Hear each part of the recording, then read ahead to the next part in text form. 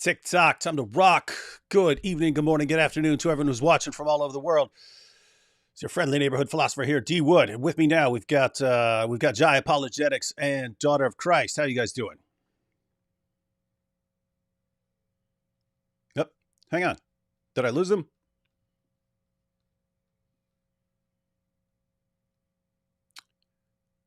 I accidentally clicked off their audio. What do I do here? There we go. Oh, Hey, wait a second. Do good? I actually have to have you guys on the? Okay, there we go. Can you talk? Okay. Yeah, Yes. yeah. Hey, that's weird. When I click, that's weird. When I click go live, if I didn't have you on the screen, it sends you to green room. Huh. Interesting. See, no technical difficulties before, but now once we start, that's when they start. Oh, I just didn't know that. I didn't know I had to have people up. That's interesting. Interesting. I guess that's for people doing their introductions if they don't want other people talking. Okay. All right. So how you guys doing? Yeah, we're doing great. Thanks so much for having us on the channel. Thank you so much for having us. Yeah. So, what's your guys' background? How'd you get interested in this kind of stuff? Okay. All right, I'll start. So it's really I'm really happy to be on here with you because I actually when I got saved in my teenage years, the Lord introduced me to some ex-Muslims like pretty close into my walk with the Lord, like in the beginning years. So I found out about you like in my teenage years, and I've been watching you and keeping up with you since then. So this is to do a stream with you now. It's like it just feels amazing. I feel so honored to be with you. So essentially, so once I was saved, I started to get introduced to a bunch of different people from different backgrounds, specifically a bunch of ex-Muslims, and they were getting a lot of objections from their family, from people around them in their communities, and I was trying to learn as well. So we were kind of all learning together, and so that's kind of how I got started with dealing with Islam in particular. But Daughter of Christ has a kind of different story. Yeah, I'm actually an ex-Muslimah.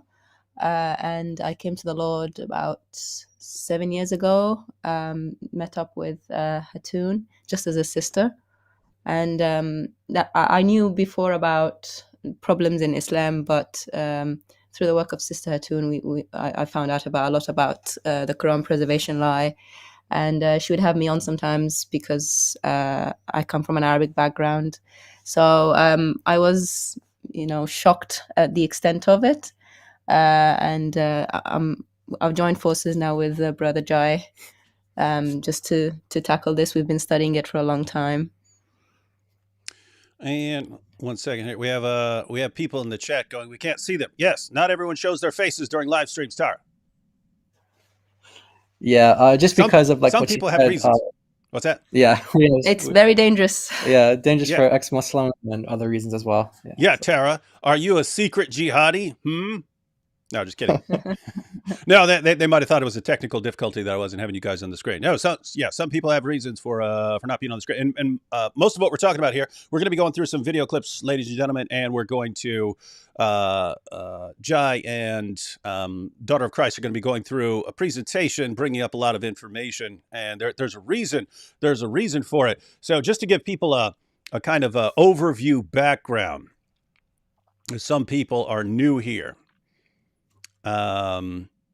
For years, basically since I became a Christian and started interacting with Muslims, one of their main, if not the main, but definitely one of their top three arguments that I always heard for decades was that the Quran has been preserved miraculously, dot for dot, letter for letter.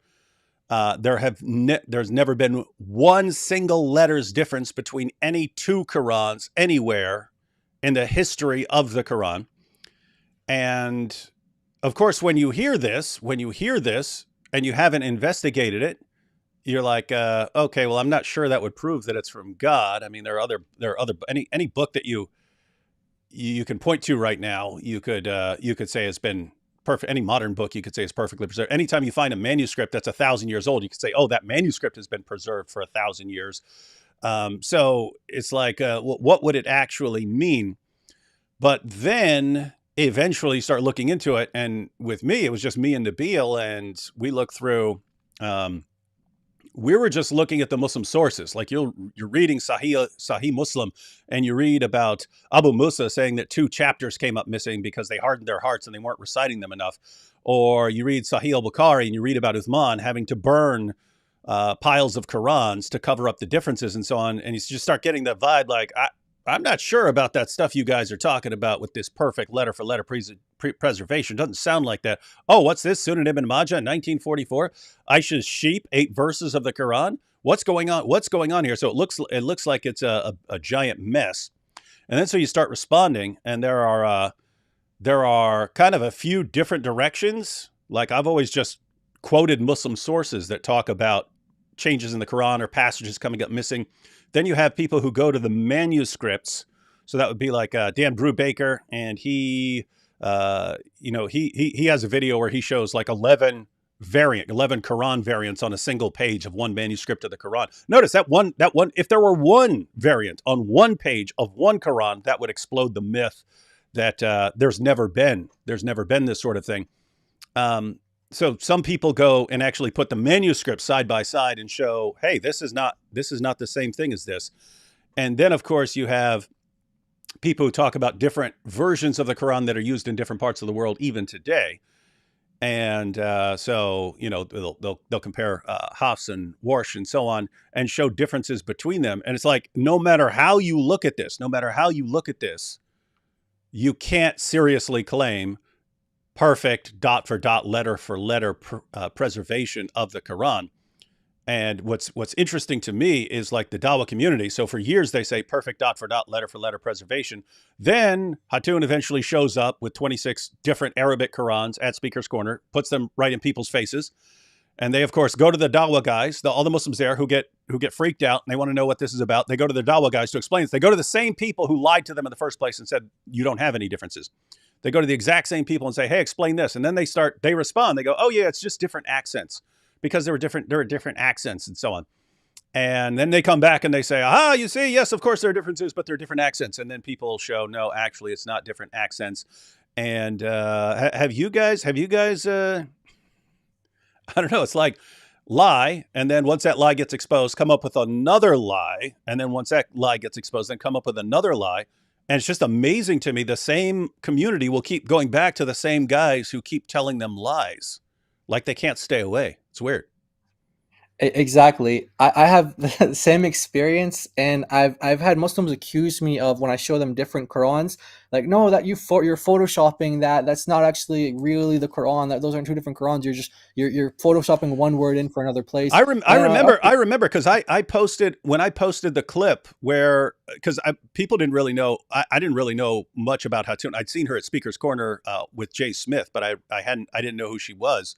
But when she initially shared all those different Qurans, when I posted the video, got over 1 million views of just me showing her with all these different Qurans.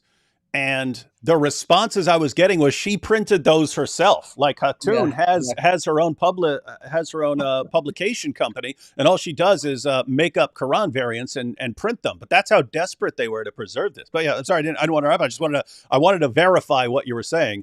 That this became so ingrained in people's brains that when you show them, you put it in front of their faces. This is one. This is a different. Is that the same as that? You must have printed that. Why? Because I heard from my Dawah guys that there are no differences. Okay, well, you're supposed to conclude that your Dawah guys are lies, not that we're printing up our own Qurans and stuff. Exactly. Yeah, so they go from that usually that's like your average Muslim, probably like 99% of Muslims, honestly, that you run into, they're gonna say, no, there's no differences at all. And if you show them differences, they're like, no, you're lying. You're either, you're doing Photoshop, you're editing. So then there's websites where you can actually play like the imams like reciting the different Qurans. So then you play them reciting it. And you're like, no, that I had a Muslim tell me before that I was using a Christian website because the name of the website was called N Quran. So they were like, oh, no, N stands for Nasara. Like, they put the N on the houses in like Iraq, like ISIS would putting N on the houses. Like N stands for Nasara, the Christians. Like we've heard all sorts of crazy things. And they're saying, no, you guys are just editing these recitations together. And in another verse, he's saying another word, but you're putting it in here. I'm like, dude, we don't have that much time on our hands to do all that stuff. So that it just gets, then eventually, like you said, there are different levels to this, and they get a little they could do some research on it, they ask about it, and they're like, yeah, they're just accents, they're just different dialects. That gets debunked. Then they come back and they say, okay, there are differences, but they don't contradict each other. They just kind of add each other to meaning. They, add glory and magnify God in different ways, or they complete the story. And then you show them contradictions, and they're just like, just kind of just repeating, no, you're lying, and go back and forth. Yeah, the latest spin, the latest lies from the Dawah gangs is that, yes, there are differences, but show me one contradiction. They don't contradict. They add to the meaning. They make it deeper, more beautiful. And this is no problem at all. It's just another way that Muhammad allowed them in their ahruf to express the Quran. And that's the latest lie. Yeah, and it's so you guys are going to give a presentation again. That's the thing that baffles me most. If I had, matter of fact, let's suppose that Christian apologists had spent years going around saying that the Bible, they've always said the Bible's been well preserved, and atheist scholars will tell you that. But imagine they'd been going around claiming that there are no textual variants anywhere in the history of the manuscripts of the New Testament. That would be false. They could. Right. The position of scholars has been there are textual variants. The vast majority of textual variants are either meaningless, or there's something that couldn't go back to the original. In other words, that a textual variant can pop up in the 12th century because some scribe makes a mistake and so on. They don't take that seriously. They don't consider it what's called viable, meaning there's no way this goes back. It doesn't appear until the 12th century or something like that. But the vast majority are just meaningless or non-viable. Meaningless meaning, it's a spelling difference or something like that. There are a small minority of cases where it's meaningful in the sense that it would change the meaning of the verse. And there are variants that are viable in terms of you don't know what the original manuscript reading would have been. But there are no cases where this actually affects basic Christian doctrine or practice. You never find a variant where Jesus doesn't die. You never find a variant where Jesus isn't Son of God. You never find variants that actually affect Christian doctrine. And so, but amazingly, the Muslims who are actually somewhat honest about the textual variants, like Shabir Ali, acknowledges that you have these different versions of the Quran around the world. But he'll say, yeah, but it doesn't affect Islamic doctrine. It's like, wait a minute, that's all you guys had to say from the beginning, and we wouldn't have thought you were liars. You could have said, if they had said, hey, the Quran's been pretty well preserved. Yeah, you had some problems along the way, but we basically have what goes back to the original Quran, and it's been well preserved. And you do have some differences, but it doesn't really affect Islamic doctrine or practice. We would have had discussions about preservation and so on, but we wouldn't have thought liars. Instead, they said no, perfect preservation right down to the letter. And then when it was pointed out, no, it's not. Then they changed it to accents, and no, it's not. And then they're still modifying it. They're still modifying their explanation, and whatever happens, they just can't be honest. It's like it's impossible to just say, because once they're honest, then what they would have to say if they were completely honest with the evidence is, anytime you have a book being copied by human beings for centuries, you're going to have textual variants. And so the Quran and the Bible are in that respect in the same boat, meaning once you have human beings involved, human beings are going to have things like spelling differences and so on. But they don't. They have to have the Quran in this separate category. And the only way you can get the Quran in this separate special category is if you lie about it. And so they have to keep lying. Exactly. Yeah, and exactly, and to your point about if there is this original book or anything, we have originals for Sumerian tablets. We still have 4,000-year-old tablets originally engraved and carved, and scholars, Near Eastern scholars will they study those till today. You see them in museums and things. These are the originals. What does that mean? But, yeah, it must mean from Allah. It's a miracle. Yeah. So, right. Yeah, and that's a good point. If you have a tablet that survived thousands of years, following their argument, you'd have to say those are the inspired word of Allah. What's interesting is all this is for years, I've been using a quote when I give presentations on the Quran. I give quotes from Muslim apologists and scholars over the years who've claimed perfect dot for dot, letter for letter preservation to show what the claim is. Before I would give those quotations, and then I would go into just what the Muslim sources say about how sloppy, what a messy process the preservation of the Quran was. But what was amazing is for years I quoted Mazar Qazi, and I didn't know this was Sheikh Yasser Qadi's dad up until a few months ago or something like that. But I didn't know this was Yasser Qadi's dad. But this is a quote from his book, 130 Evident Miracles of the Quran. And this is absolutely amazing to me because he makes the claim not just about what Muslims believe. He says that non-Muslims agree on this. But he says, here's the quote from 130 Evident Miracles of the Quran. Muslims and non-Muslims both agree that no change has ever occurred in the text of the Quran.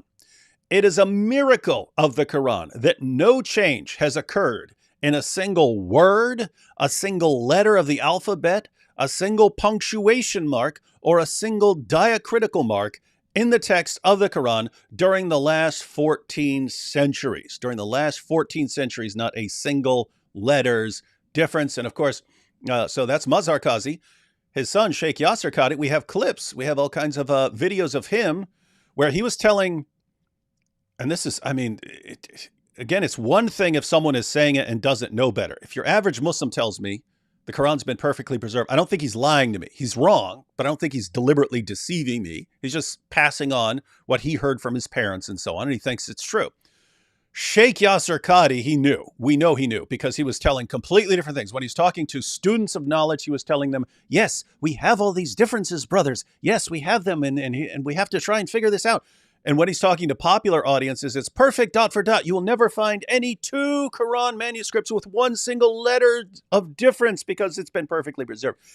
And it's just so, these are the guys who are lying. It's like, if that were the case, if Christian apologists had been doing this, if Christian apologists in general had been saying there's not a single letter's difference between any two New Testament manuscripts in the entire history of the New Testament, and then it got exposed, I would have trouble going back to those same Christian apologists and saying, okay, now now non-believers, non-Christians are exposing that line. They're showing us manuscripts showing that has all been a lie, that the entire Christian apologetics community has been lying for all these years.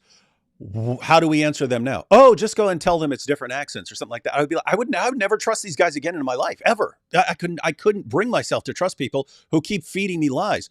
It's just, so that's why it's amazing to me that you have these Dawah guys and they tell everyone perfect preservation, dot for dot, like this claim of Mazar Qazi and of his son, that there is not a single letter's difference between any two Quran manuscripts.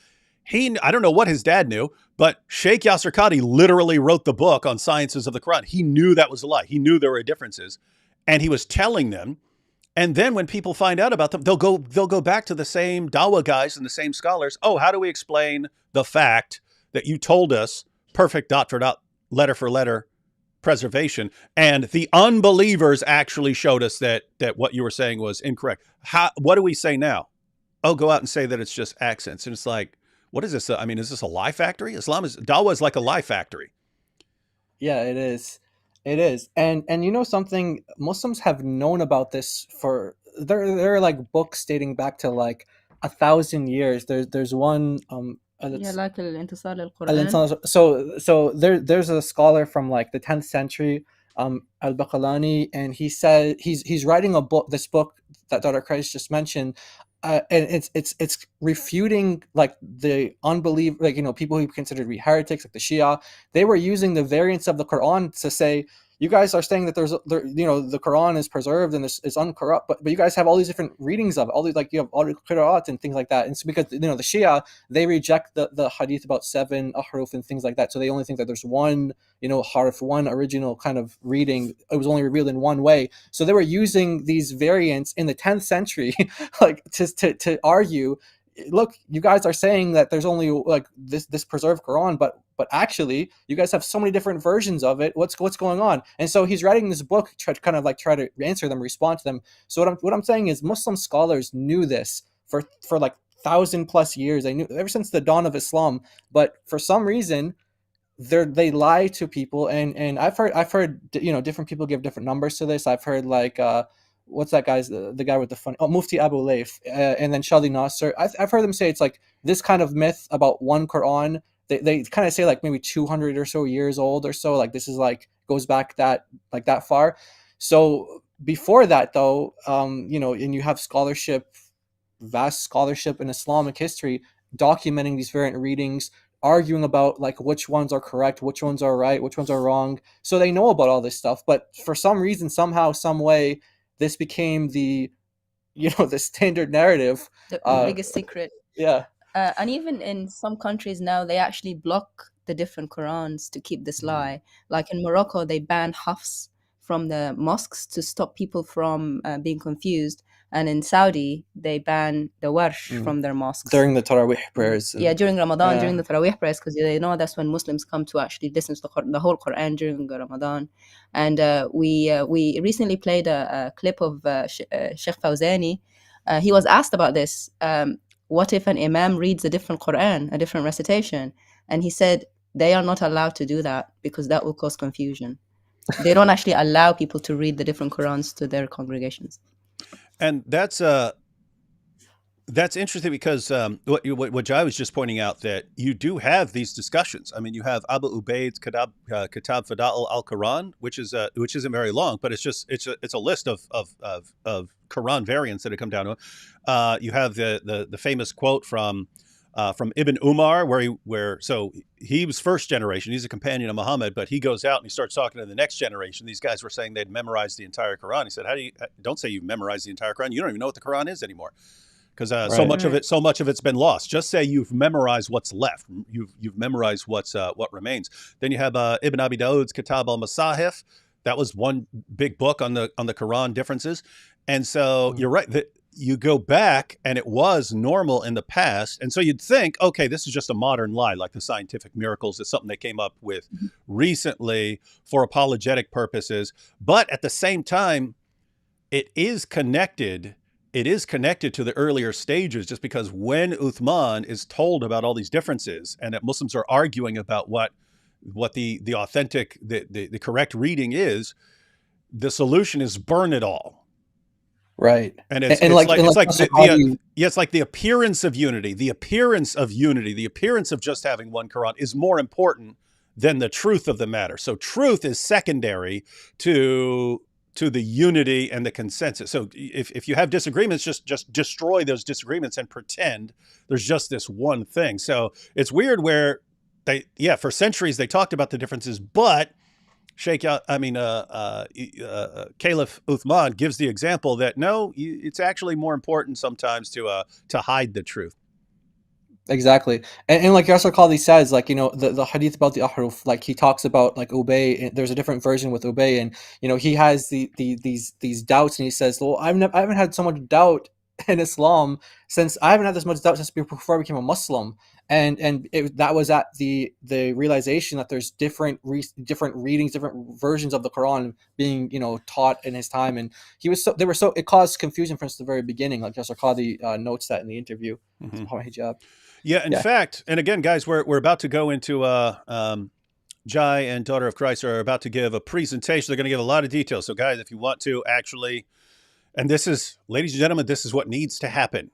People need to learn how to respond to the Dawah lies, because it's just a sad state of affairs where their Dawah guys are going to keep lying to them, and we're going to have to keep exposing the latest lie. This is going to keep going on and on and on until the people, there's a light switch moment and they realize, wait a minute, we cannot trust these guys anymore.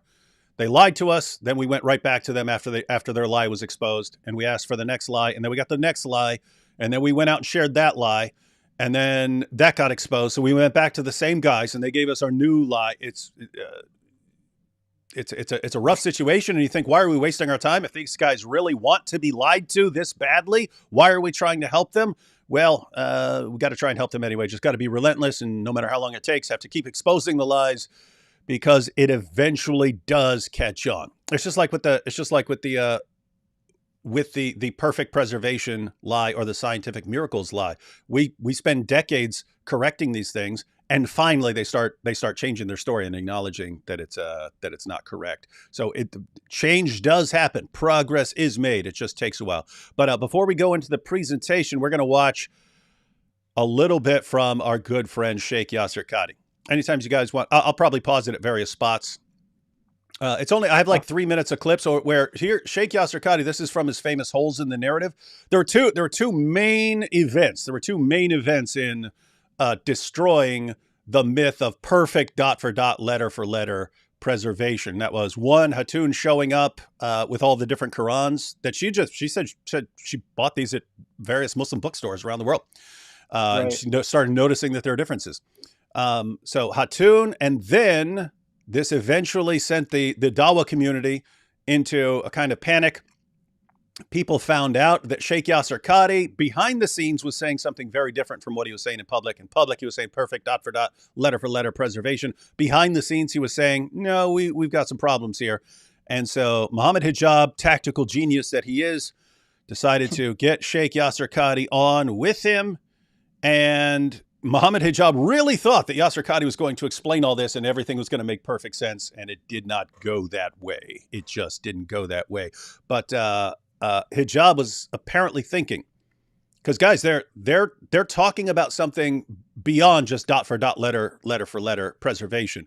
They got to the topic of whether you can explain the differences in terms of things that all go back to Muhammad.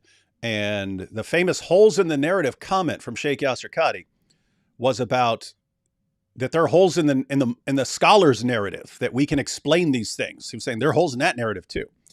And so we're going to watch a little bit of it. I'll pause it a couple times. You guys can add any, you could comment on this because I'm legitimately confused how you can view on YouTube. Anyone can go there. How you can watch clips of Sheikh Yasser Qadhi telling popular audience, perfect preservation, dot for dot, just like my dad used to say. Perfect dot for dot, letter for letter presentation. Not one letter's difference between any two Qurans anywhere in the history since the time of Uthman.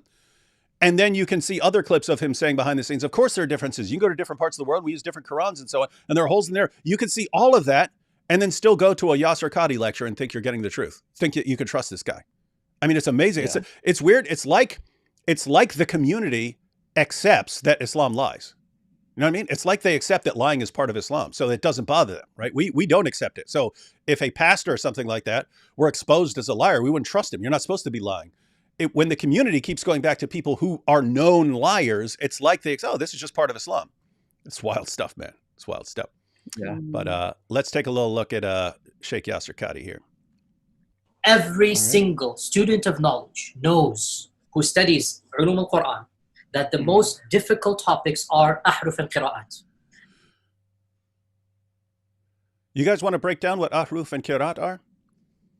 Yeah, sure. So ahruf refers to the hadith of the seven ahruf, where Muhammad said that the Quran was revealed in these, no one really knows what ahruf means. So sometimes when you see it in like hadith translations, they'll just leave it like transliterate it as ahruf, and I think Arthur Jeffrey translated it as modes. So a lot of people use that as a translation, but no one really knows what it means. Muslims have said that there's over 40 opinions as to what ahruf means. At the end of the day, Muslims just don't know at all what it means. So there's something in this kind of category of variation within the Quran that is called ahruf. No one knows what that is. Some people say, these are tribal dialects and things like that, but that is shut down by Muslim scholars because they point out that in the hadith about the seven ahruf, you have Omar and Hisham, who are both Qurayshi, both from the same tribe, and yet there's differences there where Omar is grabbing him by the neck and drag him to Muhammad and basically ready to kill him. And he said, no, actually, it was revealed like that, and it was revealed like that, and it was actually revealed in 7 different ways, 7 different ahruf. So that's ahruf.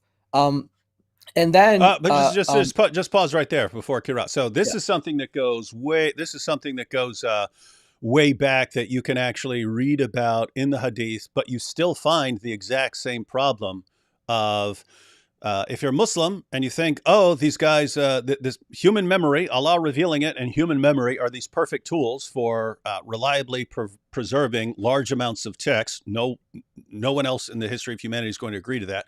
But in Islam, they think that's the case. But so this is during the time of Muhammad. During the time of Muhammad, Umar finds out this guy's reciting the Quran differently. They flip out. It gets brought before Muhammad. Hey, we are reciting things differently. And then Muhammad, of course, says, yeah, it's fine. Allah revealed all this. Allah revealed it in these different ways, which should have been a clue. Wait a minute. You're telling us that Allah has been revealing the Quran in these different ways for all these years, and this is the first we're hearing about it? Like, wouldn't the Muslim community have known this at some point if Allah is revealing the Quran in different ways and Muhammad is delivering the Quran to different ways to different people so that they're memorizing things differently? Like, it's interesting that the explanation only comes after the problem, right? Yeah. And so I would regard this as ad hoc. You're coming up with your explanation afterwards to sort of like trying to make it fit. But so you have the Muhammad's excuse for why this guy is reciting the Quran differently from that guy is Allah revealed it in these different ways, different ahruf. And then later on, of course, you have Muslims who are confused. Wait a minute, the Quran's revealed in 7 ahruf. What's that? And then you get the lie. The lie has to come in to calm people down, to make them not doubt their religion. And so the lie is, but there were different dialects, and so people spoke different dialects, so the Quran was revealed in different dialects to accommodate different dialects. And you're pointing out that's a lie because the two people that's dispute arose with were from the exact same tribe and spoke the exact same dialect. Right. Okay. All right. So, but again, we see the problem that goes all the way back to that. So anyway, that's what Yasser Qadi means with ahruf. And as Jai pointed out, there are dozens of different explanations. No one knows what the different ahruf are. It was understood that there are some kind of differences in the way people are reciting the Quran. And Muhammad's explanation was it was revealed in 7 different ways. All right. So that's the ahruf. And then he mentioned qira'at. What's that about? It's just interesting, David, that you mentioned that it's ad hoc and the explanation came after the fact that there were differences. The reason for that, in my opinion, also the Western opinion, the non-Muslim opinion about these, is because Muhammad actually forgot. He forgot revelation, and we know that from different hadiths, and also from the Quran itself. In Surah 87, verse 6 and 7, Allah himself says, you won't forget except for what I will, except for what Allah wills. So it's actually a cover-up. These 7 modes, 7 different ahruf is a cover-up for the differences that he knew because of his poor memory, that he would recite it one way to one companion and then a different way to another companion. So that's why I wanted to add before. Yeah, and that's the weird thing because there's such an obvious explanation, right? It's such an obvious explanation, right? Like, hey, I delivered that verse to you years ago, and you guys memorized it and so on. And then we got this new guy, this new convert, and he's asking me about that passage. I deliver it to him. I'm old. My memory is not perfect. I'm old and my memory is not perfect. They could have settled it. Thank you, Umar, for reminding me of the way I revealed it originally. I made a mistake. Sorry about that. My bad. No, Allah revealed it in 7 different ways. Okay, and then people run with this. But it's the same. This is what I'm talking about when I say these problems. The reason they have problems now is because the pattern has been set for them. So in the case of like just covering up all the differences, you see that pattern with Caliph Uthman. But then with coming up with explanations that somehow this all goes back and it's all the same thing somehow, which they use with the qira'at. So somehow the different qira'ats somehow all go back, even though you look at the differences, like it's obvious what happened. This is just some guy made a mistake. Some guy made a mistake. This letter kind of looks like that letter. The guy made a mistake. This word kind of looks like that word. A guy made a mistake. The dot goes here, the dot goes there, and you end up with a different word. Okay, they didn't know. It's easy to account for these things, but instead they have to just make it up and say, oh yes, this all goes back. This all goes back to the original. Interesting. It's wild stuff. Yeah. And so like there are instances where you have like the entire, and like all, like, different readings, they're almost identical, except for, like, let's say, like, one word, and then it's like you said, there's like one vowel difference. So what Muslims want us to believe is, like, Gabriel came one time, everything exactly the same, except vowel difference here, E vowel instead of an A vowel, or something like that. It's like that. Does that really sound more likely than just some scribe just kind of made an error and one guy put like an E instead of an A or something? Right.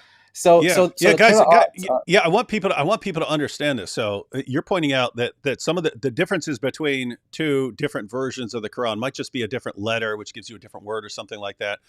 Muslim Dawah guys want to explain that now and saying, yes, it was revealed in both of these ways. It was revealed in both of these ways so that the meanings complement each other and so on. And what we're pointing out, that one of the main takeaways, guys, if you don't take away anything else from this entire live stream, this is one of the few takeaways that you absolutely must keep in your mind, how they explain things in ways where they kind of preserve the lie, because preserving the lie, the myth, is more important than the actual truth. Guys, as what Jai just pointed out, what's more likely? What's more likely? If you didn't know, what's more likely here? That Gabriel revealed this to Muhammad and then comes back at some later point and reveals it again, but has one letter change? Or one tiny word change? And so he comes back and he says, now I want you to go reveal it to that group over there with this one letters change, Muhammad. I want you to do that. What's more likely, that or that some scribe at some point got the wrong letter? That's the point. It's pretty easy to understand it, and we wouldn't even have a problem with that. Human beings screw things up. Human beings mess things up. I could take any book in this room and copy it by hand. I would mess up. I would make a mistake. That doesn't change the reliability of the book that I'm talking about. It's about me. But they can't grant that there could even possibly be a human being who could make a mistake, because then and the reason is because you pointed out they didn't have a problem with this in the past, but now they spent decades saying perfect preservation is the criterion, and any textual variance in the history of the New Testament shows that God is not protecting it. And since they've spread that lie, and I would say that's just idiotic, like if you have a scribal, if a scribe makes a mistake, that shows that God has not preserved the book. Okay, that's the criterion that you guys have laid down now. They can't deal with the fact that a scribe would make an error, because they've brainwashed their entire community thinking that shows that God isn't with the book. And exactly. now they're stuck with it. So now they have to explain everything and say it somehow all goes back to Muhammad. What about all these different? Yeah, they all go back. What you saying that Allah was revealing it through Gabriel in all these different ways and all these different? Yeah, he revealed all these different things. And it sounds put it this way: the more variance you pile up, the more insane this explanation sounds. Exactly. And when you talk about, variants of the Bible, I used to only, when I first learned about this topic, about the different Qurans and different variant readings and things like that, I used to only bring this up as sort of a defense whenever Muslims would say, oh, you guys have textual variants. And then I noticed when I started using it as a defense to that, like, okay, well, let's enter our question here. This is the Christian response to that. Now, how do you account for these differences? And what I found out is, when I started, saying that as a defense, I realized that actually became also an effective way to just even witness to Muslims at all, like as something to lead with, because it's something that they're just lied, like we've been saying this whole time, like they're just lied to about this from like the very early ages that they're Muslims, their whole lives they're lied to, and then when they're confronted about the topic, they go, like you say, they go to the same exact people who lie to them, and then they just lie to them some more and some more and some more. So I found it's a very effective way to kind of like break that barrier, that stumbling block that they might have. Like, okay, if they lied to you about this, what else could they have lied to you about? Well, they lied to you about Jesus not dying. They lied to you about Jesus not being the Son of God. All these other things. So I use it kind of like as like a, just kind of breaking the ice with that other stuff. Yeah. Yeah, guys. And so this is another, because not everyone is going to remember a lot of what is shared in a long live stream, but one of the takeaways is what Jai was just saying, how you would use this. Jai and Daughter of Christ, you're going to be going through some variants in the text of the Quran. One, you want to get the big picture about the history of the Quran, but two, you want to learn some specific variants. Pick whichever one you like best or whatever one you're most comfortable with. Learn that And when you're having a discussion with Muslims, bring that up. Hey, is this the same as this? And then what you want to get to, there's a bigger picture. There's a bigger picture. Why do your Dawah guys, why do your leaders tell you one thing when it's obviously not true? You're looking for, again, it's a light switch moment, like click. Yeah. Oh, I can't trust it. It might take, it's not going to happen after one example. Sometimes sometimes this is something that could take years. Eventually, wow, I cannot trust these guys. And if I can't trust them about what they said about the Quran, if I can't trust what they said about Muhammad, if they told me one thing about Muhammad and then I hear from Christians and atheists and other people that these things aren't true, and I look it up and it's actually the Christians and the atheists who are telling me the correct information, and my leaders have been lying to me, maybe I just can't trust these leaders I've been following my entire life. I need to go and look into this for myself. And that is someone who's on his way out of Islam. So again, before we go on, and then we're going to jump into the presentation. I know you're going to be covering more of this later, but just in a nutshell, so we have the ahruf. No one knows what they are. Goes back as an explanation of Muhammad for differences. What about the qiraat? Okay, so this relationship he's talking about between ahruf and qira'at. So this is where it gets a little complicated, and this is why he said that there's holes in the Sira narrative, because you have different scholarly opinions as to what the ahruf are and whether they continue to exist or not. So, for example, someone like At-Tabari, they say like, Uthman actually he burnt 6 of the 7 ahruf, and there's only one, the singular of ahruf is harf. There's only one harf left. There's only one left. And so he goes into like a long kind of detailed explanation for, so if 6 of the 7 were destroyed, how does that jive with the Quran being preserved? And he gives this whole kind of take on it. And that's one position. Then you have another position that says, some ahruf exist insofar as they're compatible with the script that Uthman used, the undotted kind of rasam, the script that he used. And there's different there's more takes on that as well. But there's so the different qira'at are these readings that came about either from the Uthmanic ambiguity of the text, like you say, you can read it in different ways, have different vowels here or there, and there's also something called canonical readings, which are ones that agree with the Uthmanic script and things like that, and 3 other criterion, but essentially they have to agree with the rasam, except in some cases there's about 40 differences where you have actual words being omitted or being added, not vowels but actual words. And then you have what are called non-canonical readings, they're also called qira'at as well, that are things where they just add in completely like extra sentences, take away sentences, like the famous reading in that says that Muhammad was a father to them. Mm-hmm. That phrase doesn't actually appear in the Quran today, the Hafs Quran today. Yeah, so that would be considered like a non-canonical reading. So these readings or qira'at are readings that go back to different companions or to different people that are trying to figure out what does this Uthmanic text say. Some scholars say that they were using their kind of scholarly opinion ijtihad for kind of like discerning like what is this text saying, how do you vocalize it. But Muslims today will say that all these canonical ones are actually divinely inspired. But that's going to be kind of what our presentation sheds light on. We're going to be talking about how do the early Muslims view these qira'at, these readings.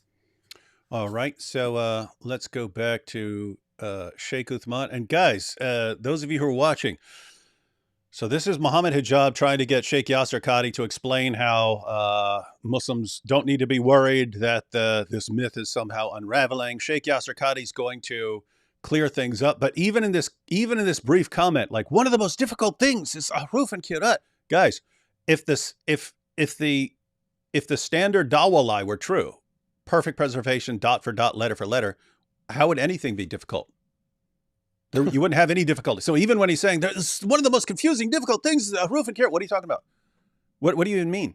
What do you mean? This even as he starts, this makes no sense in light of what Dawah guys have been saying for many years here. But let's go ahead and listen to Sheikh Yasser Qadhi a bit. Every single student of knowledge knows, who studies ulum al-Quran, that the most difficult topics are ahruf and qira'at. I need to just let him talk because I don't want to stop. But people, don't miss this. Every single student of knowledge, everyone who's actually learning, knows this is a very confusing issue, and we're trying to figure that out. What is it? What does that mean? It means that every educated person on this issue knows they've got a huge problem here. Yes. And that every single educated Muslim knows that this nonsense about perfect dot for dot, letter for letter presentation is complete nonsense. Every single educated Muslim knows this. He just said it. And yet what were all these guys telling the average Muslim? Perfect dot for letter preservation from the time of Muhammad. Bunch of, my goodness, I don't know how you go on believing these guys. It's crazy. And the concept of ahruf and the reality of ahruf and the relationship of the Uthmanic Mus'haf with the ahruf and the preservation of the ahruf. Is it 1? Is it 3? Is it 7? And the relationship of the qira'at to the ahruf. This is a topic that... This guy sounds really confused. Yeah, when you're so there's actually Go ahead. so there's actually a hadith that does say that there are 3 ahruf as well. Oopsie. So there's one that says that there's 7, and there's one that says that there's 3, but they don't know what ahruf means in the first place. So it's like, is it 1? Is it 3? Is it 7? Well, 1 if the 6 were burnt. Yeah. And it's amazing given how they criticize the doctrine of the Trinity. It's 1, and it's 3, and it's 7, and it's all the same, and it's 10. And it's amazing. Right. Beginning student of knowledge, you're like, what is all of this going on here? When you go a little bit more, you look that when you're the beginning student of knowledge, you're like, what is all of this going on here? So when you find out that there are all these differences, especially when you've been told all your life one Quran perfectly preserved, you're like, what is this mess? But then you get educated, and here's what he says. You go a little bit more, you learn to simply memorize what your teachers say and regurgitate it out, and you don't fully comprehend. When you do what... So step 2. So at first you're totally confused. Wait a minute, I thought there was only one Quran, and then you find out, no, there are actually tons of differences in the Quran. And so you're confused. But then you go to your scholars and they say, yes, this can all be accounted for in ahruf and kirat, and all goes back to Muhammad. And so, you think, this all works, we're fine. And then you keep studying. You don't fully comprehend. When you do a deep dive is when things get very, very awkward and difficult. And this isn't new. This is from the time of the Sahaba. This is... Isn't this funny? This is exactly what you were saying, Jai, that this isn't new. This isn't new. This goes way back. This confusion goes way back. And he's saying, you do a deep dive and you find out the responses that you've memorized from your scholars. This is actually a big problem. Guys, again, everyone is watching. If the claims of people like let me pull up the quote again. Sheikh Mazhar Qazi, Muslims and non-Muslims both agree that no change has ever occurred in the text of the Quran. It is a miracle of the Quran that no change has occurred in a single word, a single letter of the alphabet, a single punctuation mark, or a single diacritical mark in the text of the Quran during the last 14 centuries. If that claim were true, not one letter, not one punctuation, not one dot of difference in the entire history of the Quran. If that claim were true, would you have this confusion here? Would you have your scholars freaking out and say, what is this? What is this mess? Roof and Kira, what is this? What is this? No, you wouldn't. No, you wouldn't. What does it take for you guys to realize that you're being lied to? Like what? Like I would need a fraction of this to say I would never trust this guy again, or the entire Dawah community. I would need a fraction of this. You guys are just buried in it and you keep believing them. What is this? What is this stuff? Go ahead. Good. Sorry, guys. Do you think his dad disowned him after he said that, Yasir Qadi? No, I don't think so. I mean, you just wonder whether his dad knew he was lying or not. But it is a situation where I think probably the reason that Sheikh Yasir Qadi went on saying it for years after he knew it was false was probably just, I don't want to expose my dad as a liar. Right. Maybe that's where it comes from. Muslims don't. Yeah, I mean, imagine your dad is one of the guys who champions this argument and puts it out in book form, champions this argument around the world, and then you go to college and you find out that's all false. It's completely false. Like obviously false. And this is what your dad's been telling. Like, what do you do? What do you do in that weird situation? It's like, I hope he's not going to honor kill me or something. Yeah, I just can't wrap my head around it either. Like he's literally saying, okay, you're at this beginner level. It's all confusing. What's going on here? You were taught there was only one Quran, no differences. Muhammad's time till today, no differences at all. Anywhere you go in the world, there's only one Quran being recited, no matter where you go. And then he's like, you go to this other level, this next level, and then you just sort of regurgitate what your scholars say, and you just repeat what they say. And then the next level is you realize that your scholars lied to you. It's like, I know, I just can't wrap my head around this, how this is not like problematic or, to these people, like to Muslims. Yeah, it's like tiramisu, these layers of lies, right? It's you're a beginning student of knowledge. You find out, oh, I heard all my life one Quran, perfect preservation. That was a lie. So everyone, my family, I mean, even though they weren't deliberately lying, they're just saying things that are false. But my entire community has filled my head with something that is completely false, and it's shocking. Oh no, what do I do with all this? Then, okay, I'll go to the scholars, and the scholars, okay, now memorize these responses. Okay, yes. It's all just ahruf and kirat, and it all goes back to Muhammad. Okay, now we've solved this. And then you find out that's a lie. It's like, wait a minute, the entire community lied, and then all the scholars lied, and now I'm finding out that there are some problems. This is Yasser Qadhi talking to Muhammad Hijab, explaining how things work in Islam with the Quran. Like, I don't know. This is wild stuff. Not a joke, brothers and sisters. I meant to mention this as well, about ahruf and qira'at. This is a very important note. So when I was first learning about this topic, and I would use this in interactions with Muslims, I was, talking to a Muslim about it, and he's like, oh yeah, well, we just, I was showing him like, here's Hafs and here's Warsh, and he's like, oh yeah, those are just the ahruf. And so he got me thinking, wait, so you're saying that these are actually the ahruf? And then I wasn't until later when I started to do more research on this, I realized that those Muslim scholars say that if there's one thing we know about the ahruf, because we don't know anything about them, but if there's one thing we know, it's that they're not the qira'at. They're not, those two are not, they're not the same thing. So a lot of times Muslims will say like, oh, okay, you have like Hafs, Warsh, Qalun, all these different versions, and like, yeah, those are just the different ahruf. No, they're not the same thing. And Muslim scholars have said, we have quotes from like Jalaluddin As-Suyuti, for example. He quotes different scholars who say that the scholars all agree that the 7 readings, which later became the 10 readings, that those 7 readings, the 7 qira'at, are not the 7 ahruf. And it's only the ignorant masses who think that is the case. So a lot of Muslims will just kind of think, okay, 7 readings, 7 ahruf, and all those are the same thing. They're not. And we'll get into that more in the presentation, but I forgot that's an important note as well. Oh, by the way, Farid made that mistake. Yeah, Farid made that mistake. Oh, Farid made that? Wait a minute. I thought Farid was knew what he was talking about. Yeah, he confused the ahruf and the qira'at. Yeah, I had a discussion with him once on this topic, and he said, "Oh yeah, well, we'll have another discussion about it." Muslim offered, to host on his podcast and things like that. He never got back in touch with me, but yeah, we did have that discussion recorded though, and we do plan to publish it. Because we just got this new channel, so we're trying to reproduce some of our old content on there. But we will get that out there. But yeah, he does actually confuse these topics, and he is probably like the best that Muslims have on this in terms of like online Dawah guys. But he's also the one that leaked the Yasser Qadhi stuff as well. Yeah, so they were calling him Farid leaks. So guys, exactly. Yeah. Again, Farid. And matter of fact, he acknowledged that Yasser Qadhi was lying, right? Right. Yeah. So he played my video where I pointed out, like, you have 2 clips from around the same time frame with Yasser Qadhi when he's speaking to students of knowledge. It's, yes, we have different Qurans in different parts of the world. And I'm not just talking about different accents or something like that. It's not what I'm talking about.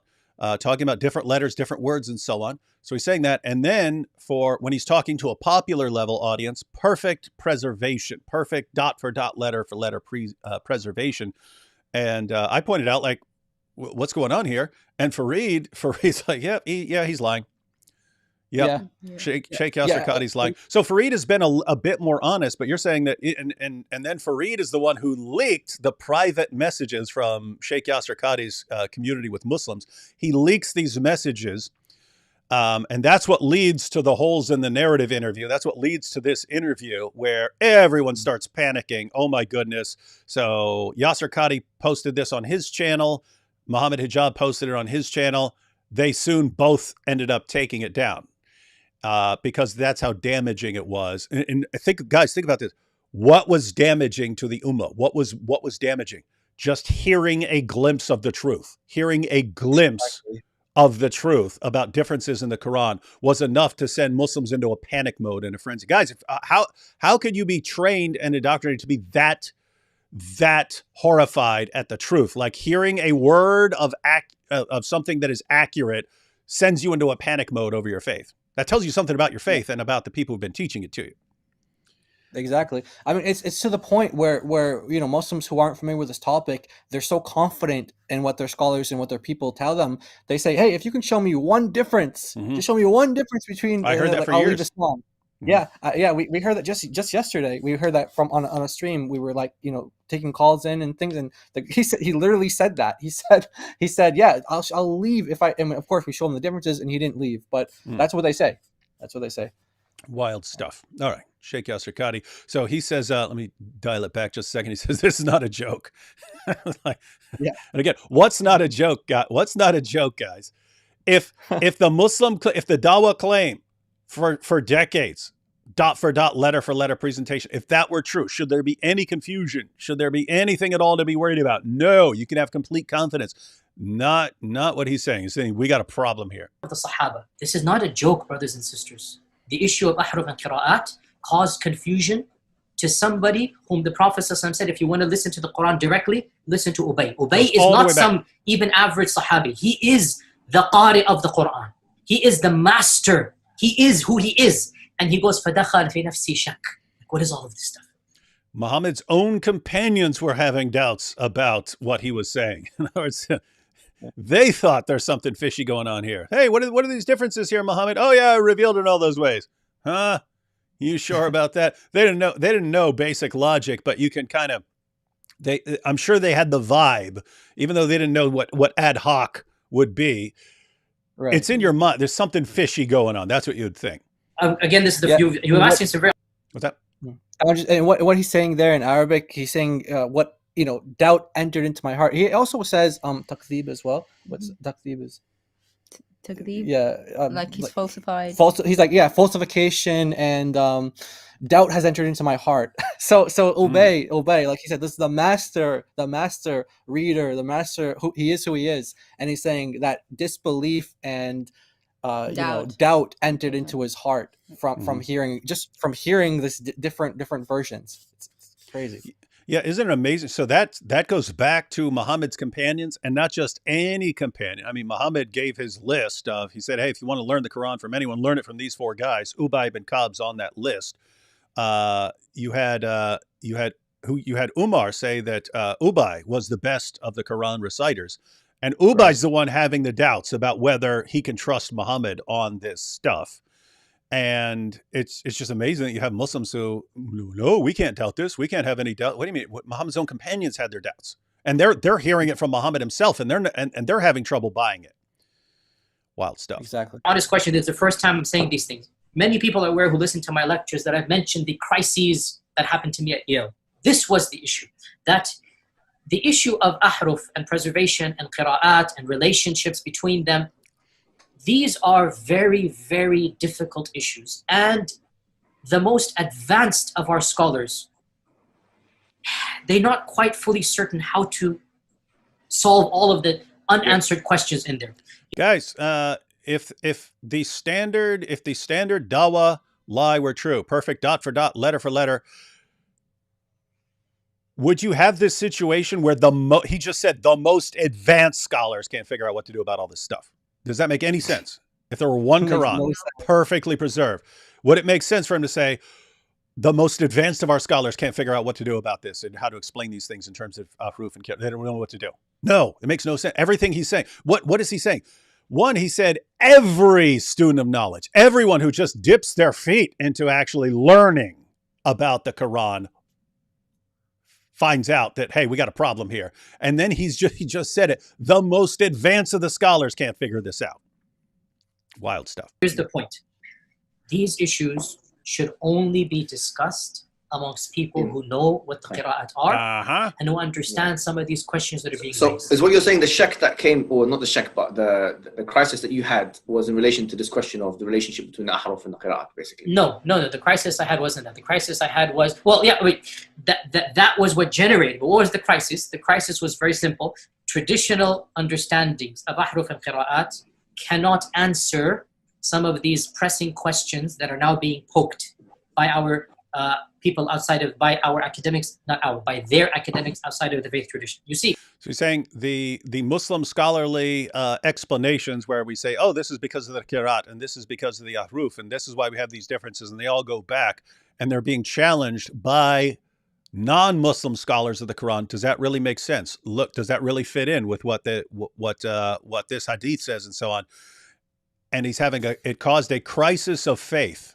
This is, keep in mind, this is a guy who was raised by his dad to believe perfect dot for dot, letter for letter preservation. He goes to Yale, starts learning from academics, and then he's finding out about all these different qiraat and so on. He's finding out about the differences. It's causing confusion.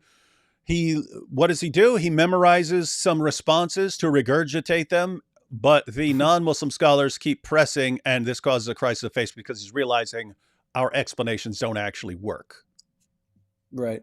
And by the way, they sprinkle Arabic words throughout this interview. And so what Muhammad Hijab was saying, shak is doubt. So he was saying, so was this the doubt? And he wanted to change his words.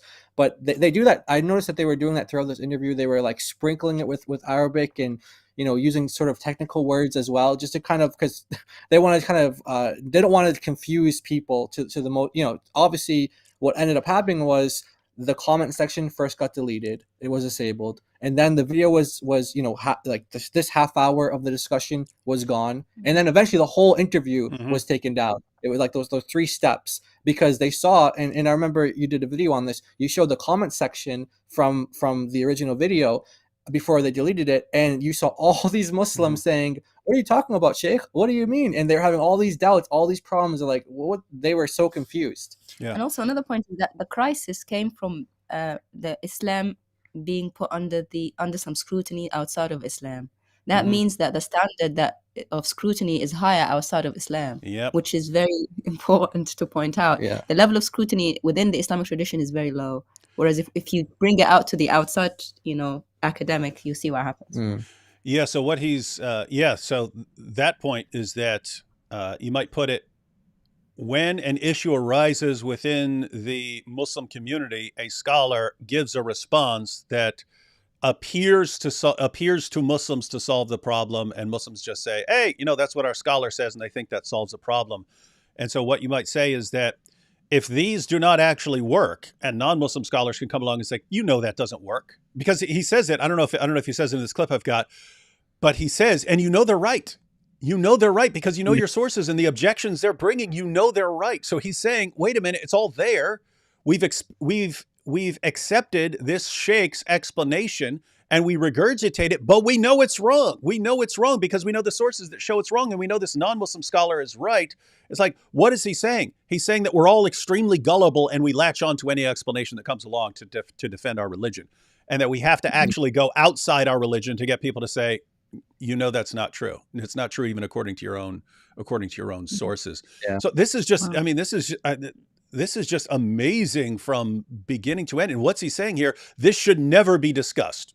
You should never discuss these things except among students of knowledge. What's that mean? Well, guess what? That kind of explains why we have these clips of him saying dot for dot, letter for letter, perfect preservation to popular audiences, and only discussing the differences among students of knowledge who are going to find out anyway. He's saying, keep this, do not let your average person know about all these differences and all these problems that we can't answer and our greatest scholars cannot even answer. Don't let your average Muslim know about this. It's going to cause doubts. It's going to cause doubts. So don't let them know these things. That's what he just said. And then when they have to take it down, it's another example of we can't let people hear this, but it's hilarious that Hijab it's like he's whining the entire time. Please don't make me say this. Please, Muhammad, please don't make me say this. I don't want to say this. But it's like Hijab is saying, look, here's you in public. Here's you in private. I want both of you together in this live stream. And he's like, please don't make me say what I actually believe. Please, you're gonna make me destroy the faith of countless Muslims. Too bad. You guys put yourself in this situation. And your dad put you in this situation, Sheikh Yasser Qadhi. Yeah, there was a hilarious parody of this that was done. I think it was by an ex-Muslim, and it was it was like kind of like what you were just doing there. Like he was like, "Don't press me, don't press me," and then he's like, "Press." It was a parody. I think he ended up deleting that because Muslims, the religion of peace got to him, and they were like threatening him and stuff. But it was a hilarious parody of this interview, and Yasser Qadhi, this is like he's telling all of us like this is a topic that we are weak in. So for us, it's like, all right, great, let's capitalize on this. They're literally telling us here, this is our weakness. This is what we can't answer. So for us, we're like, oh, they're helping us out. Yeah, I love that. I love it when they let the cat out of the bag. Like this has happened. This has happened for. I'll make a video and I'll think it's just some like minor point, or I'll just think I'm being silly. And then I'll find out people like panicking later on over like, wait, what? Wait, what? What bothered you? Oh, that? Okay. Like years ago, I made this video. I was just goofing off one day, and I made a video. Does Allah commit shirk? And I pointed out that in the Hadith, Muhammad says, if you swear by anything other than Allah, you've associated it as a partner with Allah. I was like, oh, okay. Well, in the Quran, Allah swears by literally everything. He swears by literally, swearing by this, swearing by that, swears by this guy, swears by that guy, swears by this. And then he says, I swear by the seen and the unseen. Well, guess what? That's everything. And only two categories of things, seen and unseen. Swears by the seen and the unseen. That's everything. Allah has sworn by everything. Therefore, he has associated everything as a partner with him. He has committed more shirk than anyone else in all of history. I was just goofing off saying, ha, ha, ha. But then years later, Muslims are coming up to me. Look, I can answer that. Look, let me tell you. Wait, that bothered you? Like I had no clue. I had no clue that was going to bother anyone. I was just goofing off. But it's the point is they give us information on what their weaknesses is. And guys, what was just pointed out there. If Sheikh Yasser Qadhi is talking about the crisis of faith, learning these things had on him, and he gets exposed by Fareed. Fareed's like leaking out. We can't trust this guy. Look at what this guy's saying. And what he's saying is true. We've got this issue of of all these differences, and our scholars can't figure these things out. And these guys go into such a panic mode afterwards that they start chopping the thing up, and they cut comments, and then they deleted the things, and then they're trying to cover them up. Guys, they're giving you a roadmap. If you want to absolutely wreak havoc in the Dawah community and in the Ummah, learn some of this information and share it everywhere. And so that's that's why we're here today. And guys, I'll say this again. The link to Jai and Daughter of Christ channel is in the description box. Be following them, because sounds like they're going to be giving lots of information about this stuff. And guys, it's an interesting situation. You don't have to know everything. You don't have to know everything that Jai and Daughter of Christ. You don't have to know all of it. Learn one or two or three examples. Learn one or two or three examples and share them anywhere. Share them everywhere. Take a screenshot of a difference between two different versions of the Quran. Share that all over the place. Muslims, how do you explain this? It's very easy, very, very easy stuff to do. So, yeah, we gotta do this. And I think, and it's amazing, Jai and Daughter of Christ, going all the way back to when I was starting off. This is after Nabil became a Christian, like a year or two later, when we're figuring out what we're going to do and stuff. He was saying the biggest issue that we should focus on is preservation of the Quran. And I was thinking, that's not interesting to me at all. Like, what are you going to show? that there are textual variants? Of course there are textual variants. It's obvious. He was saying, no, you got to focus on that. And I'm thinking, why? I don't regard it as a problem. I don't regard it as a problem that scribes made mistakes or something. I don't care. It's not. He's like, yeah, but it's going to bother Muslims. I'm like, why is it going to bother Muslims? And so I was like, I resisted the entire time, and I would give presentations to show some of the problems. But I was thinking he was wrong about how essential this is in Islam, how Islamic thinking is different from the thinking of everyone else. So I'm thinking I wouldn't think that's a problem. And he was saying, no, this would be a huge problem. And it turns out he was right. This was way bigger than I realized. 100%. Muslim environment, there's always some respect that we have for the Quran. We should. In a Muslim environment, we'll press a little bit, and then we'll say, okay, khalas, sami'na wa ata'na. And that's great, alhamdulillah. When you go to academia, they don't have that red line. And they're going to just, the famous story of the emperor with no clothes. They're going to just point out, no, that doesn't make any sense. Well, that's not true, and this and that. And they'll bring issues, which I'm not going to mention explicitly, that are true because they're in your own books. They're not inventing anything new. They'll bring you riwayat and they'll bring you athar, and you guys catching that? Saying the non-Muslim scholars bring you things that you know are true. You can't reject them, but they're contradicting your explanations that you've memorized from your scholars. And you know it's the non-Muslims who are correct and your Muslim scholars are wrong. What Muslims of the world, why do you have to get the truth about your own religion from outsiders, and your own best scholars are giving you lies? Tell me how that does not reveal something to you about your religion. How? I cannot figure this out. When you say, hey, if I want truth about my book, I have to go to outsiders because insiders will lie to me.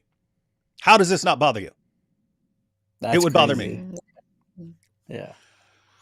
You add to that very well-known issues of, I don't even want to be explicit. And then you bring on top of that makhtutat. And then I don't even want to be explicit. Namely, I don't want to mention this.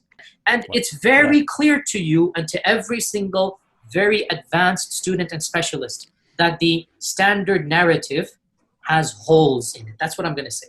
The standard narrative does not answer some very pressing questions. These are now well known within the Western Academy, that they're bringing forth issues. Their level of now knowledge is leaps and bounds above what it used to be, 100 years ago. What is? And think about what he just said there. Westerners, Western academics, they used to not know anything about the Quran. What's that mean? It means that we could go around spreading lies. Then they found out about the Quran, and then they started exposing our lies, and now we're all confused and we don't know what to do. This is massively dysfunctional, ladies and gentlemen. All right, only a few seconds left here, and then we'll cut out. Happening in the last few years, it's not me anymore. It's the Western academics. These problems are now becoming mainstream. And by and large, our ulama in the Eastern world are not aware, by and large, of what's going on in the Western side of things. And they're not answering those questions in a manner that it needs to be answered. Yeah, guys, I just wanted to, the reason I wanted to play that is because we're going to be going through some information. And when you had the famous holes in the narrative interview, we kind of all went around joking, saying, as if the holes in the narrative were holes in the narrative about perfect preservation. We said, hey, Muslims say perfect preservation, they're holes in the narrative. That's not what Yasser Qadhi was talking about when he talked about holes in the narrative. He was actually talking about a bigger problem, because every scholar, he acknowledged, every student of knowledge knows about they got some issues here, and their greatest scholars cannot answer those issues. But he wasn't talking about there are holes in the narrative of perfect dot for dot preservation. That's not something that any scholar would take seriously. They know that's a lie. What he's talking about holes in the narrative is it's accepted among Muslim scholars that when we try to figure out, hey, what do we do with all these different readings and so on? Oh, we explain that this all somehow goes back to the ahruf and to other things and different, we explain it in that way. And then we get challenged by outsiders who are saying, that doesn't work. That explanation doesn't work. And he's saying the holes in the narrative are our Muslim narrative, that we can actually account for the different versions of the Quran in a way that somehow makes sense and it all goes back to Muhammad. That's where you've got holes in the narrative. He's saying it doesn't fit. We cannot answer these guys. We have no explanation. And the vast majority of Muslims who are watching this would have no clue what's going on in anywhere here. They wouldn't know what he was talking about. But guys, how would you not realize from that you've been lied to? If you didn't know anything else and you didn't know what he's talking about with Aruf and so on, when he's just acknowledging, wait a minute, once you become a student of knowledge, once you start learning some of this stuff, you find out, whoa, this is a mess. This is freaking stuff. Once you find out that Muhammad's own companions had doubts about his explanations, once they found out there were differences in the Quran, even during the time of Muhammad, once you find out that the greatest Muslim scholars cannot answer the objections of outsiders, and that outsiders are the only ones who are going to speak accurately about what the situation is, how do you not, at the very least, realize you've been lied to? I can't for the life of me figure this out, because it would be the most obvious, glaring thing in the world to me if I were a Muslim and I were watching. If I were a Muslim and I were raised perfect preservation, dot for dot, letter for letter, and I saw any of this, I would want to do some serious investigating, and I would not be going to a Dawah guy. I would not be going to a Dawah guy for an answer. I would be actually doing some serious research and finding out what the case is. And I would never trust the Dawah guys again, period. Anyway, that's just me. Maybe you guys are different. 100% agree. All right, so you guys ready to jump into your presentation here? Yeah, let's get into it. All right, and wait, we got a few super chats. Let's zoom through some super chats real quick, and then we will jump right into your presentation. Knife attacks seem to be making more one-eyed Dajjals. Yeah, you've got Salman Rushdie now has one eye. Bishop Marmari Emmanuel now has one eye because of knife attacks. Not sure how many others are. Where is AP? He's probably moaning and wailing about the meaninglessness of life as an atheist. The only thing that gives him meaning is going live with me, ladies and gentlemen. What is this? Golden shower? Just random golden shower comments from Muhammad Hijab, that great da'i. Golden showers. If anyone doesn't know what we're talking about, Muhammad Hijab sent us piles of messages talking about giving golden showers and stuff like this. And it's really creepy, but that's what you have to deal with when you're talking about Dawah. Thank you for spreading the word of God and for being a good sword and soldier with your tongue for the sake of conversion and education of others. God bless you. The truth will set you free from all the lies, all of them. Muhammad wouldn't know the difference. That's I guess if we're talking about the different reading. Oh, if we're talking about different readings of the Quran, that's a joke. Muhammad, well, it looks the same to me. As everyone knows, I can't read. I have a question. When the Quran says Muslims should read the Torah and Injil Gospels, is that correct? Thank you. I mean, the commands about the Torah, you guys can jump in, but the commands about the Torah and the Gospel, that's talking about different communities. And that's, hey, you Jews, you have your book. Christians, you have your book. And Muslims, we have our book. Is that how you read it? Yeah. The verse actually says the Christians and the Jews will find him in the Torah and the Gospel. Yeah.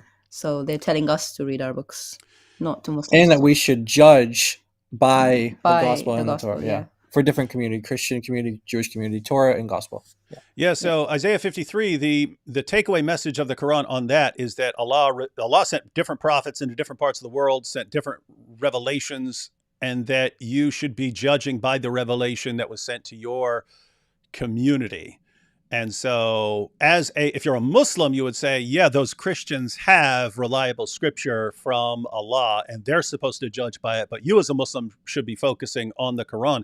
However, you can, as a Muslim, think through this and go, wait a minute, I can go check out what's in that Torah and what's in that Gospel to make sure it lines up, which they eventually did. And then they concluded, it must be corrupted. Has to be corrupted because it doesn't line up. It's not what Muhammad said. Muhammad said it was going to be this and it's not. So everything must have changed. Yeah, well, again, there's a more obvious explanation, namely that Muhammad was wrong.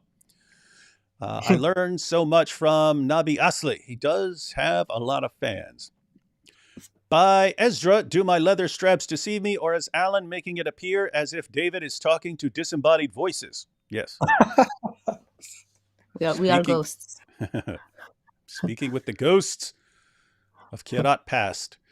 Did you guys catch Rob Christian's new video on why there were around the throne in the Nile River? No, didn't catch it. Is he talking about the Qurans being thrown into the Nile? Is that I'm not sure on why they were around. Oh, thrown. Maybe he means why they were thrown into the Nile River. Yeah, I don't know. We'll check that out. We'll look into that. But we're going to be going into that quite a bit. We're going to have a big thing on the birthday of the Quran because, guys, this year is the 100th anniversary of the Quran that Muslims decades later thought was the only Quran ever, even though the Cairo edition. Yeah, it's a century old, ladies and gentlemen, a century old. So we're going to have a big birthday party for the Quran. Nice. When's that gonna be? There's a date. I think it's in June. They actually have a date when it was official. So we actually have the official birth date of the Quran that Muslims tried to standardize and spread around the world. It became the dominant version. And then they thought, nope, that's the only version. Oh, wow. Okay. Wow. Let's see. Praise the Lord our God. Salam al-Masih, and God bless David and Jai and DOC. Original Quran only Christians stand up. Yeshua Akbar. Yeah. By the way, Daughter of Christ, DOC is really cool abbreviation. I heard that. I'm gonna adopt that name now. I think. Have you heard that? That was a famous rapper back in the day. It also stands for Department of Correction, so it's a prison system. DOC stands for all kinds of cool stuff. I wish my initials were DOC. DOC. You can have it if you like. No, I mean, oh, it's super cool. I have to stick with Dizzle, but Dizzle's cool. Yeah. Yeah, this is hey, pretty hey, cool. Dizzle on command. DOC. Let's stick with that. Yeah, DOC. Yeah, everyone's gonna love DOC. The AI's GPT are such a problem for Islam. Claude, Chat GPT, Gemini know all this scholarship and will share. Yeah, I have seen people posting stuff where they challenge. They ask a question about Islam, and the chat gives way more accurate information sometimes than the Dawah guys do. Yeah. We did a stream once with Hatun where we showed us debating with one of these AIs. The AI seemed like it was adopting the Dawah script, and then we got it to apologize to us and was like, "Oh, actually, I was wrong about this. I was wrong about that." Nice. Pretty hilarious. Sorry, I was giving the false narrative of the Dawah guys. I apologize for feeding you lies. You know what doesn't have holes? Our soda cans. Pay every penny to say it. Super duper wingaling. Oh my goodness, I'm about to block this dude. Love D Wood and the work you're doing. Yeah, that's good. Just take the wingaling out of your name. Kai says, when I was in college, 90s, I belonged to a Christian group and we would meet up for encouragement and pray. Muslims also had their group and they would always challenge us to debate Christianity versus Islam. That was part one of, okay, let me go through the rest of these. However, back then, none of us knew anything about Islam or the Quran. We accepted a debate. Before the debate, we prayed on what to say to the Muslims. God answered us and gave us one question Muslims can't answer. And that is, the word of knowledge from God was the Quran paradox. So the Quran paradox is an approved divine argument from God and answer to prayer.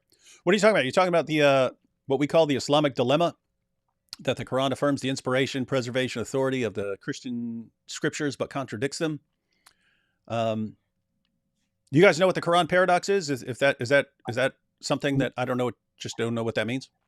Yeah, I'm not familiar with Not it, but sure. I guess you could understand it like maybe the word, as in like Jesus being Jesus the is the word word of or God. something. I know that's helpful to communicate to a lot of Muslims. Like, is the word of God eternal? Yes. Is Jesus the word of God? Yes. And then you kind of like connect the dots there, but I don't know if that's what he's what this person. Yeah, it's like Islamic dilemma. Like we go around talking about the Islamic dilemma. Whereas if you didn't know what we were talking about and you just saw that as a name, you might not know which dilemma we're talking about and stuff like that. But yeah, but this brings up an important point about saying, hey, look, the Muslims were challenging us in the 1990s, and we didn't know anything. Guys, that's where the problems arose. If you go back 70s, 80s, 90s, and so on, early 2000s, no one in the West knew anything about Islam. This allowed the Dawah guys to go out and say whatever they wanted to their own community, to give their own community ammunition to use against the unbelievers. And also the unbelievers, the non-Muslims, didn't know how to respond to anything. So they could walk into any environment, make up anything they wanted about Islam. No one would know any better. So that's when they were going on, oh, Muhammad's the greatest man who ever lived. His life was perfect in every way. And the Quran is filled with all these scientific miracles. Scientists read these and their minds are blown, and they have to acknowledge that the Quran is from God. Perfect preservation right down to the letter. They built their entire religion upon a foundation of lies. And that worked. They helped that helped them spread their religion to a lot of ignorant people. But it also made their problems right now. They got lots of problems right now. Lots of problems. Yep. And among those problems is they've been talking about perfect preservation of the Quran, and now we all found out that it's not true. And so we get to expose them. Pinched D Wood, one of the funniest videos on the internet. There's a video about pinching me. Hey D Wood, how do you reconcile pericope adulteri? I mean, I would just, when people are pointing out that it's not in some manuscripts, it's not saying that the story is false. It's just that it's not in early manuscripts of the Gospel of John. So I would suspect that it was a story that wasn't originally in the Gospel of John, but it was a popular story, and someone said, "Hey, this needs to be in there." You also see it appearing in a bunch of early translations as well. But we have a slide on this for when Muslims might bring that up. We have kind of a parallel situation in Islam with like how we should respond to that. Okay, is that going to be in your presentation now? Yeah. Oh, perfect. Then we'll let that go for now. Odin gave one eye for knowledge, Power to donkeys. Let's see. Thanks, D. Wood, for having these two fine folks on your show. Jai and DOC, thanks for speaking the truth. Please stay safe. Many are praying for you both. Thank you. Thank you so much. Yes, this is cool stuff. Blessings, Brother David. Where is Prostate Prophet? Again, probably crying himself silly. Why am I here? There's no point to life without talking with Christians. David, why is Allah? I think you have one of the funniest live chats. I mean, this definitely takes hilarious. Yeah, now we have the graping thing. We keep talking about we need like a glossary to explain everything to everyone because we're ending up with our own like language here. Yeah. David, why is Allah so scared of you? I don't know, because I'm too powerful and I'm real. Yes, that argument. Okay, he's talking about the Islamic dilemma. The Quran tells you to read the Bible, but you say the Bible isn't reliable, so is Allah wrong? And guys, it's actually a family. Because you just have one, the Quran is affirming all these other scriptures, but these scriptures contradict Islam, and they're not what the situation supposedly is. But then, in addition to that, you have the Quran is appealing to the Bible for confirmation of Muhammad, prophecies about Muhammad, and you don't find them, and so on. And even if you do find them, wait a minute, it's a corrupt book, I thought.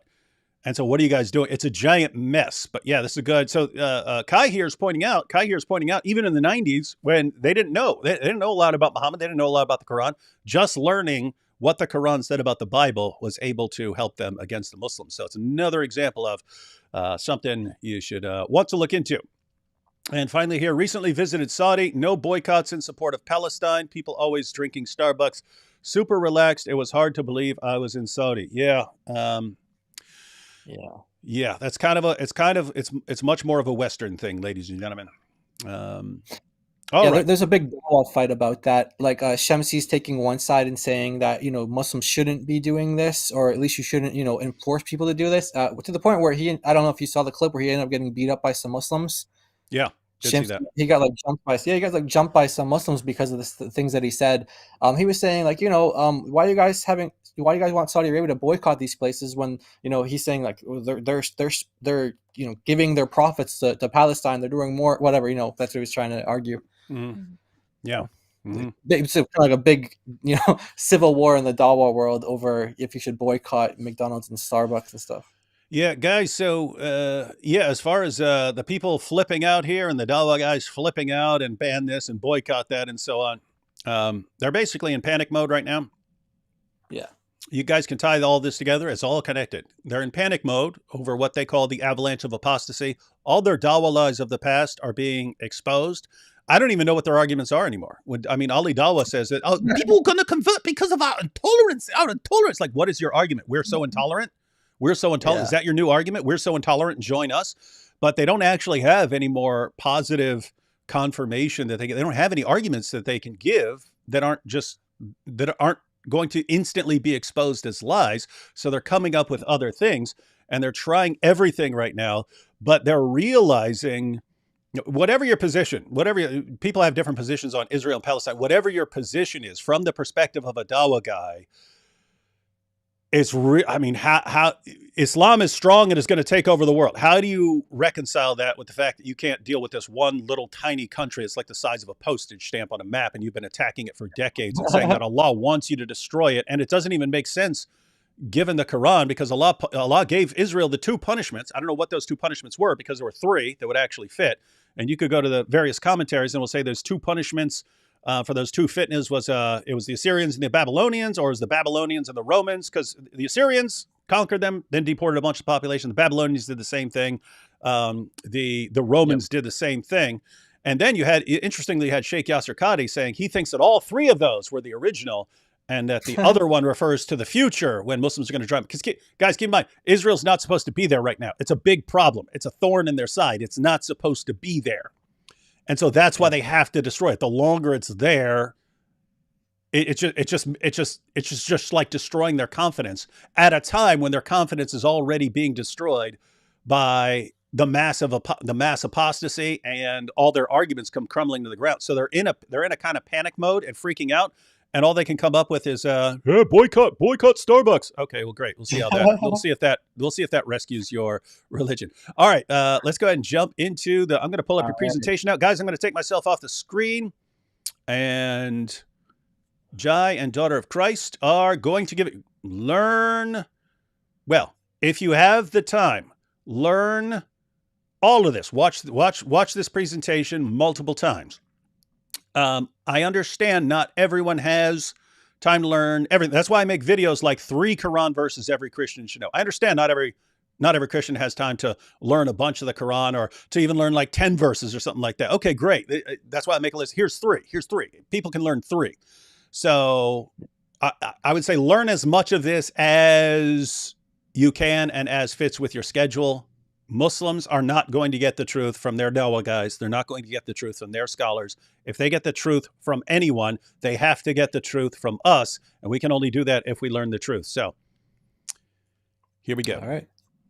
Okay, so so just getting started, I wanted to show this graph here from Shadi Nasser where he shows like these different periods, these 5 canonization processes that have happened. So he has, the first one, Uthman. He doesn't, really count the Abu Bakr one. A lot of Western academics don't take that too seriously. So they go with Uthman. And then the second one, Ibn Mujahid, which is really what we're going to be focusing on in terms of who he was, his influence, and what he did, and the way that he viewed these variant readings of the Quran, because it totally differs from how Muslims view it today. So not even the variants themselves are problematic, but how the early Muslim scholars viewed these variants is problematic. And so he canonized 7 readings, which became known as the 7 canonical readings. He enforced them, and we're going to show an example for how he enforced these readings. He had political power, and this is in the 10th century, by the way. And he had, so we're talking like 300 years after Muhammad, and roughly, and he had this political pull where he sort of enforced his 7 readings. And then you go, one second, Jai, because this will be new for lots of people. So, sure. Yes, on the so Muhammad dies 632, and then you have the first canonization. So this is Uthman, where he's burning all the Quran. So he finds out that there are all these differences, and that's actually going to lead to division and possibly civil war over the different Qurans. And so we've got to do something here. And so he canonizes, he has everyone hand over the Qurans, burns them all, and issues his authoritative Quran. But that's still within the lifetimes of many of Muhammad's companions. Then I'm looking at this date, the second canonization. So you're talking about, this is where they have these different readings of the Quran. And Ibn Mujahid says, basically, I'm picking 7. So he has some criteria for deciding which ones are. You'd think he'd have some criterion, but it's actually like another mystery to Muslim scholars why he picked the 7 that he picked, and why he only chose 7. So but we'll get into that. And what I find interesting in all this, and I would love to have Muslims explain this, because I do not know how they would explain this. Maybe you do. Maybe you do. Okay. But you have all of these things that are happening in the Quran. You have all these things that are happening in the Quran long after the time of Muhammad, and they affect how people read and understand the Quran from then on. And you wonder what sort of authority these people have. In other words, once Uthman decides this is the Quran, doesn't matter what Ubay ibn Ka'b said, doesn't matter what Ibn Masud said, doesn't matter. This is the official Quran. We're going to burn all the differences. Whatever people think about that, whether they think that this is, this refers to him getting rid of 6 of the 7 ahruf or whatever. It's like, what authority did Uthman have to do that to the Quran, to make those kinds of decisions for the Quran? Why did he have that authority? But in addition to that, you can at least say, well, this is a companion of Muhammad, and it's within the lifetimes of many of the companions. When you're talking about Ibn Mujahid, now you're talking about 3 centuries later. 3 centuries later, this guy's picking and choosing. We're going with this Quran and that Quran and this Quran and that Quran and this Quran and that Quran and this Quran. These are the Qurans. And you think, okay, well, he's like changing the course of history. From then on, people say, okay, these are the ones. These are the ones we have to go with. It's like, wait, Muslims, was this guy divinely inspired too? Is this guy a prophet? What divine authority does this guy have to say what the correct readings are and what the authoritative readings are? These are the things that bother me. Like Muslims today, they don't realize what they view as the Quran was influenced by a ton of decisions that took place along the way by just Muslim leaders and Muslim scholars, and a Muslim scholar or a Muslim leader decides this or that. And then the Muslim community has to adapt to it. And then Muslims today get to today and they think, you see, we have this perfect Quran perfectly. And it's like, wait a minute, what you have is based on the decisions of all these people who came along way after your prophet. Why do you believe that they had some sort of divine authority to make these kinds of decisions? That's the question. Because if not, then it's just some guy. It's just some guy deciding what you as a Muslim are allowed to read. And that decision, that guy does not go back to Muhammad. He doesn't have some sort of prophetic authority, and yet you treat it as if he has prophetic authority. Anyway, so it's wild stuff. Yeah, exactly. And I would love to hear Muslims answer those questions as well. So, but what you do notice that these people all have in common is that they all, like in the case of Uthman, like, he's the Khalifa, he's the leader. And then Ibn Mujahid, he had same sort of political power. He had these ties with the government. And so in some way, they were all, government instituted, canonizations. So yeah, it's a really good question. Like, so where's the divine aspect? It seems like they just had a lot of political power, and if someone else had the political power, well, they might have made a different canonization or done things differently. So after Ibn Mujahid, in the 10th century, you go a couple centuries later. Now we're in like the 12th century, and what these two people did, Adani and Ash-Shatibi, what they did is they took the readings that Ibn Mujahid canonized, the 7 readings. And so, for example, like, how it's like Hafs and getting his reading from Awesome. So, well, originally, Ibn Mujahid didn't put a cap on how many students per reader there were. So you could have like, let's say Awesome, he had like Hafs as a student, he had Shu'ab as a student. Let's say he had like 10 or 15 other students. There wasn't like a limitation there. So what these guys did was they limited it to just, okay, one reader has 2 transmitters each. So now Awesome can only have, like, he only has, Hafs and Shu'ab. He only has those 2 transmitters. So that's what they did. So they kind of limited. Yeah.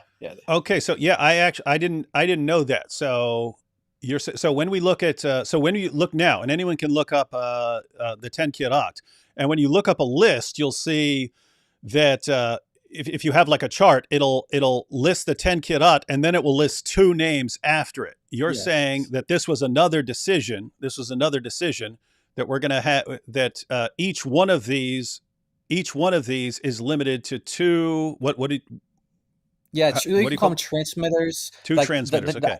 Yeah, you can say, or like readers or students or whatever. But yeah, so they're the ones who limited it to, okay, so for example, like the reading of Awesome doesn't exist in and of itself. You can only access Awesome through his students. So like Hafs is one of his students, Shu'ba is another one of his students. So to get this reading of Awesome, you have to go through one of his students. And so like I said, they had like multiple students, like maybe like 10, 15, 20 or whatever. And they were all saying Awesome said it like this, Awesome said it like this. So even one reader had different variations. And so what these guys did was they were like, all right, we're going to have to limit each reader to 2 each. The students, by the way, didn't agree. Yeah. The students of one reader would disagree. Exactly. So that's why they had to limit to 2. Yeah. So that's probably. So you're saying you have these 10 different Qira'at, and then they had students, and those students wouldn't agree on the correct reading from their guy, from the guy that they're going with. And then so another decision along the way. And so now we're in, now we're even further away. They're making more decisions. So 11th to 12th century, they're making more decisions and deciding, hey, we're limiting each of these readings to 2 transmitters because their students are all in a state of confusion. And so we have to pick 2 official transmitters from them. Wow. So more interesting decisions being made by people who aren't prophets. Exactly. And so these are all like kind of like they go into the governments in some way and somehow, and they kind of enforce it onto the people. So initially you have like the 7 readings, And by the way, Ibn Mujahid was heavily criticized for only picking 7.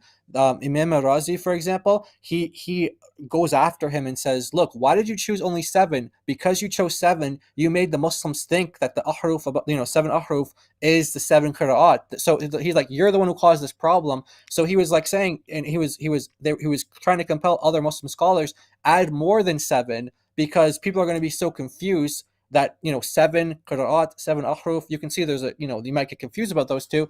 So eventually, leading up to the 15th century now, you have Ibn Jazari who adds in 3 additional readers and then 2 students each. So now 15th century, that's when you have these 10 readers with their 2 students each. So altogether you have 20 different students, or 20 different readings. And that's the list. So the list that you see today, if you look up different qira'ats, it's going to be a list of 10, and then each of the 10 is going to have 2 names after it. That comes because people flip out saying, "Hey, I wonder if that was an intention, if that was intentional on the part of Ibn Mujahid. If I say 7 qira'at, maybe people will think these are the 7 things, these are the 7 ahruf or something like that." Yeah, like people are really, they're still trying to figure out why he chose 7. Why did he only limit it to 7?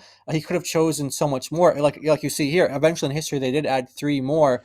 And then of course you have like the final canonization, which he puts it at 1923, so that would kind of mess up your birthday party. But you do have some people do say actually 1924 as well. So you'd have different dates on that. Well, but, I read. I think it took them years. I think it took them like 7 or 13 years or something like that. So it took them years. So I don't know if they're talking about when it was like first decided or when it first was put out. But we'll figure all that out by the birthday party.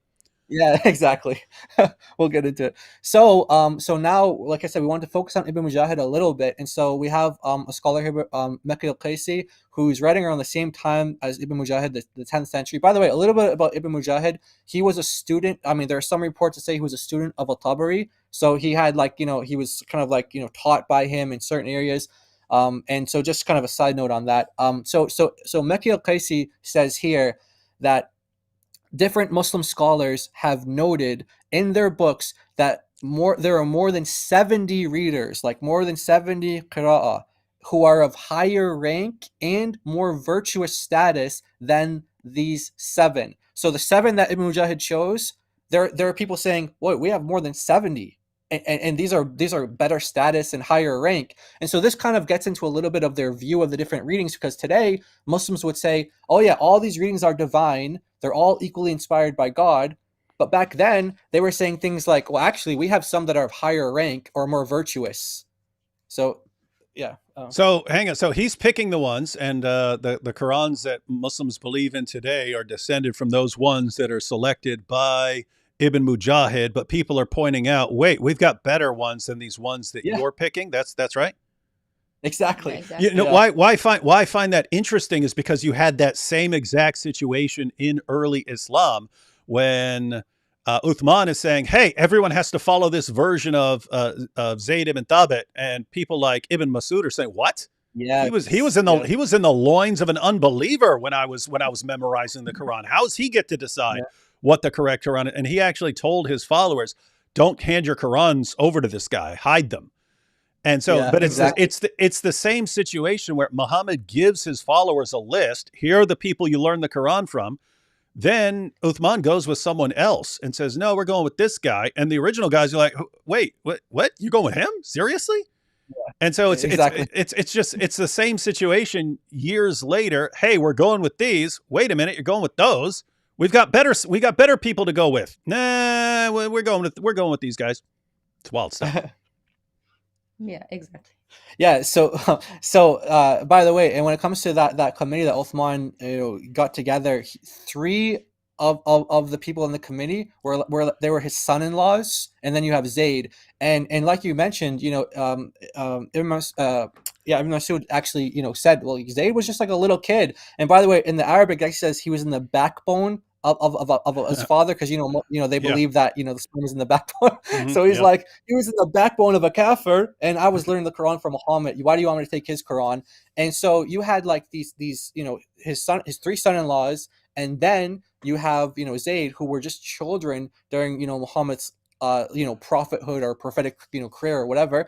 And you had all these senior companions as well, like, you had Ali, you had Ubay, you had Ibn Masud, and they were just like, they were rejected.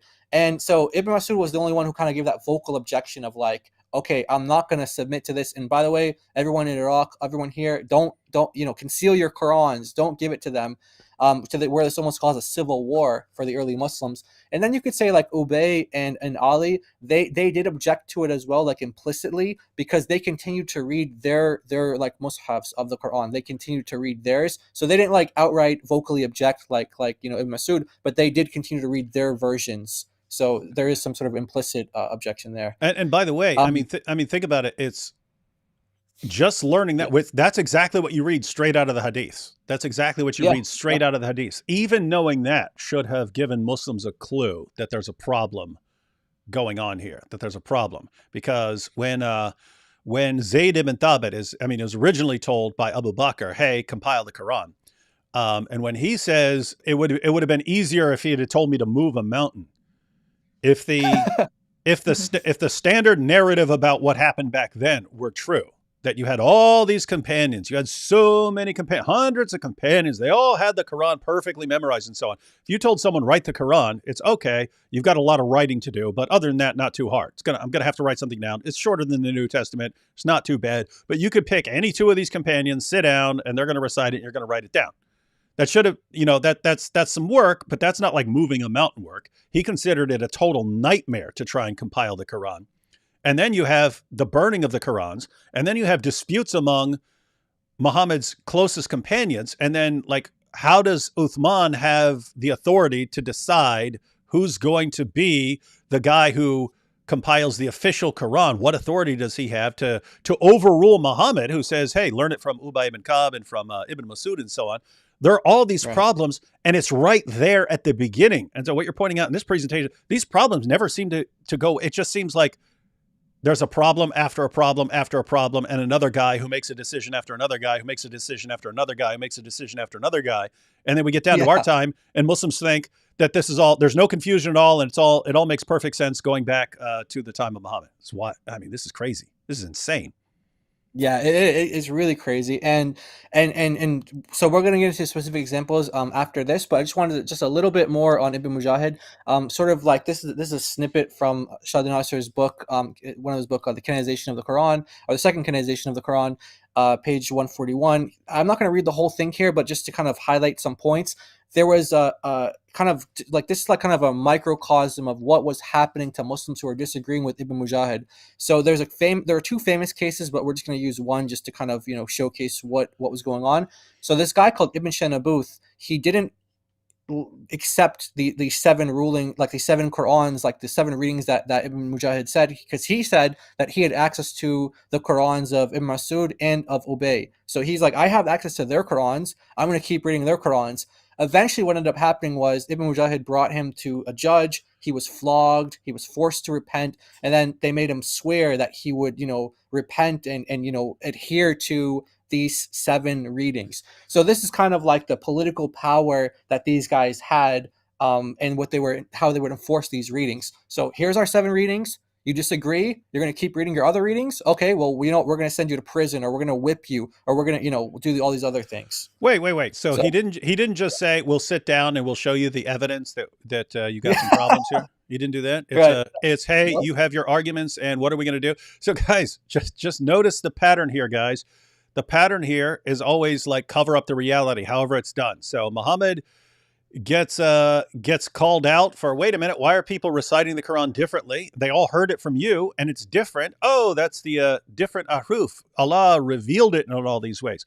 Then you get differences later on. Oh, we'll just burn all these different Qurans. Then you get down to this time. Hey, wait a minute, I've got more reliable stuff. Well, we'll flog you. Yeah. And then you get down to our time. We'll shout you down and humiliate you. And oh my goodness. Exactly, man. This is what happens. Yeah. This is what happens when you build your religion on a foundation of lies. Yeah, exactly. And so these are the seven here. And I just want to quickly note that you see that there's three of them from Kufa, 1 from Basra. So there's 4 altogether from Iraq. And, like I said, Muslim scholars have no idea why he chose 3 from Kufa, especially the reading of Hamza. By the way, all of these readers have problems. Like if you go to the biographical literature of like the hadith, and they the ones that they go to say, this person's reliable, they have a good memory, this and that. Most of these guys have problems. Like, Hafs is known to be a liar, for example. He's known to be a thief. Asim is known to have a bad memory. But somehow they made it in, like, to the narration for the Quran. They wouldn't make it in for narrations for hadith, but they made it in for the Quran, something even higher. Yeah, I've heard that before. I want people to understand this. So, since some of these guys have various reasons they're accused of having bad memories, that would put a flag beside your name if you were transmitting hadith, or if you're a liar, that would put a flag by your name if you're a transmitter of hadith. You're pointing out that these guys, if they were transmitting hadiths, they would be considered unreliable transmitters of hadiths, but they are considered authoritative, reliable transmitters of the Quran. That's what you're saying? Exactly. And they're even, like Shia scholars who point this out as well. Like they go to these biographical literatures where the Muslims will point out, like, they call it like the science of men, and they say, oh yeah, these guys are reliable for this reason, and they're unreliable for this reason. And these Muslims, these Shia scholars will go through, okay, let's go through, for example, Hafs, and we're going to see all your books are saying this guy's unreliable. They're saying he's a liar. They're saying he's a thief. So you wouldn't accept him for any hadith, but you accept him for the Quran. And they just point out all these problems for almost all of these guys.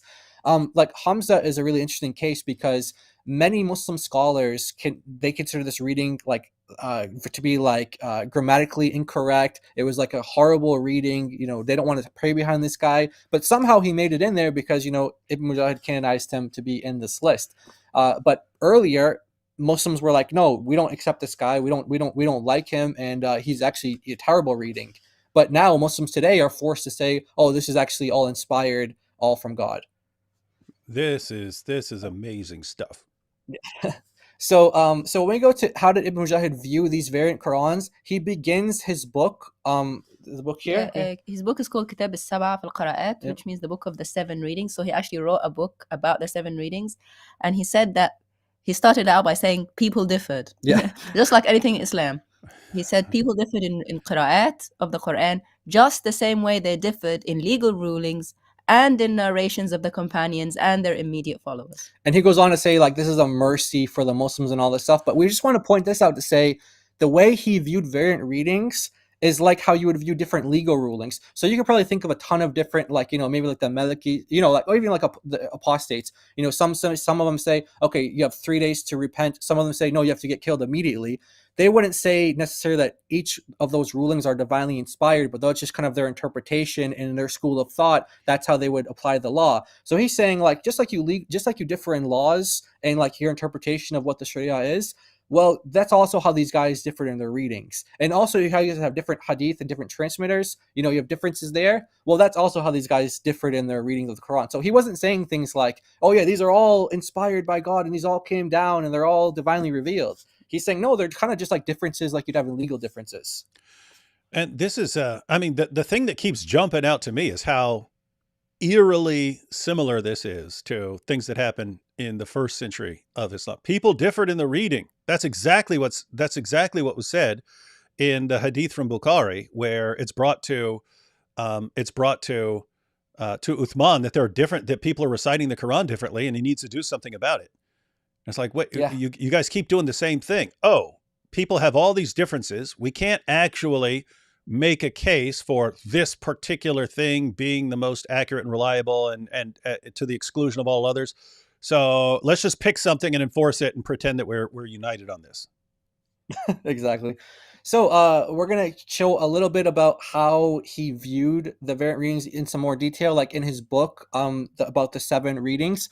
We're going to talk about how he actually said that some of these readings were wrong, which would be like, imagine a Muslim scholar today saying, oh yeah, Hafs was actually wrong. Well, Ibn Mujahid, the guy who canonized, emphasized this so much. He canonized the 7 readings. He thought that some of these readings were wrong. And I think Shadi Nasser notes where he says like about 60 different places where the canonized readings are wrong in different ways. So we have this here. So this isn't going to be like, oh, there's a contradiction in the meaning, but we're just going to show how did he view some of these differences, and what did he, how did he take these debates? He's the one who canonized this, and he's the one who said it was wrong. Yeah. That's in Surah 3. Yep. So the guy who decides, hey, I get to pick which Qurans are reliable and authoritative, and he's pointing out, hey, among these Qurans that I am selecting out of all the endless pile of Qurans we can choose from, I'm picking these 7 as the best and most reliable and authoritative. You're saying even he, with the Qurans he's choosing, is saying, yeah, but some of these Qurans have some problems with them. And that once you get down to today, Muslims can't say that because they have to say it all goes back to Muhammad. Exactly. Correct. So you wouldn't ever hear a Muslim today. You would never hear a Muslim today say, "Oh yeah, Hafs has an error," or Qalun, or Warsh, or whatever. You wouldn't ever hear him say that they have errors. But the guy who canonized them had no problem. For example, like we're going to read this example in chapter 3, verse 97, where he says clearly that Hafs was an error. So this is the Hafs Quran that most Muslims have. This verse is about to perform the Hajj. To perform the Hajj is an obligation. So I've circled the Hajj. That's what Hafs gets it wrong. He pronounces it as Hajj with an e, like an with e an vowel, e vowel or an I vowel, like Hajj. Yeah. So that actually makes it a noun. It makes it a noun and not a verb, where it should have been a verb. Yeah. So the correct word is actually Hajj with a A sound, but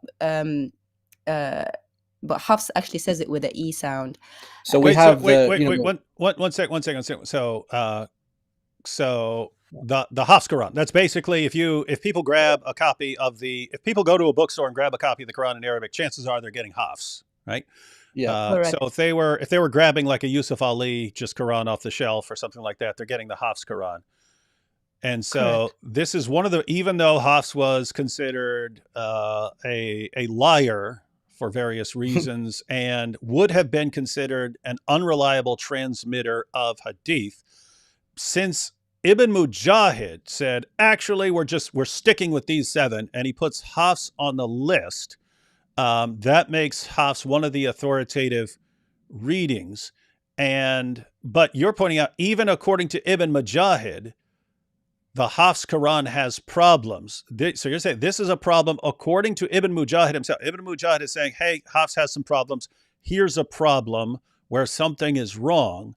But even though Hafs is considered a liar, and even though Ibn Mujahid, who chooses Hafs and says this is one of the ones we're going with, and then you get down to our time in the 20th century, they say, actually, this is the main version. Matter of fact, it's the only version. That's the one we're gonna spread around the world. A Muslim today would not be able to say this is a mistake because of the way he's been indoctrinated by the Dawah clowns.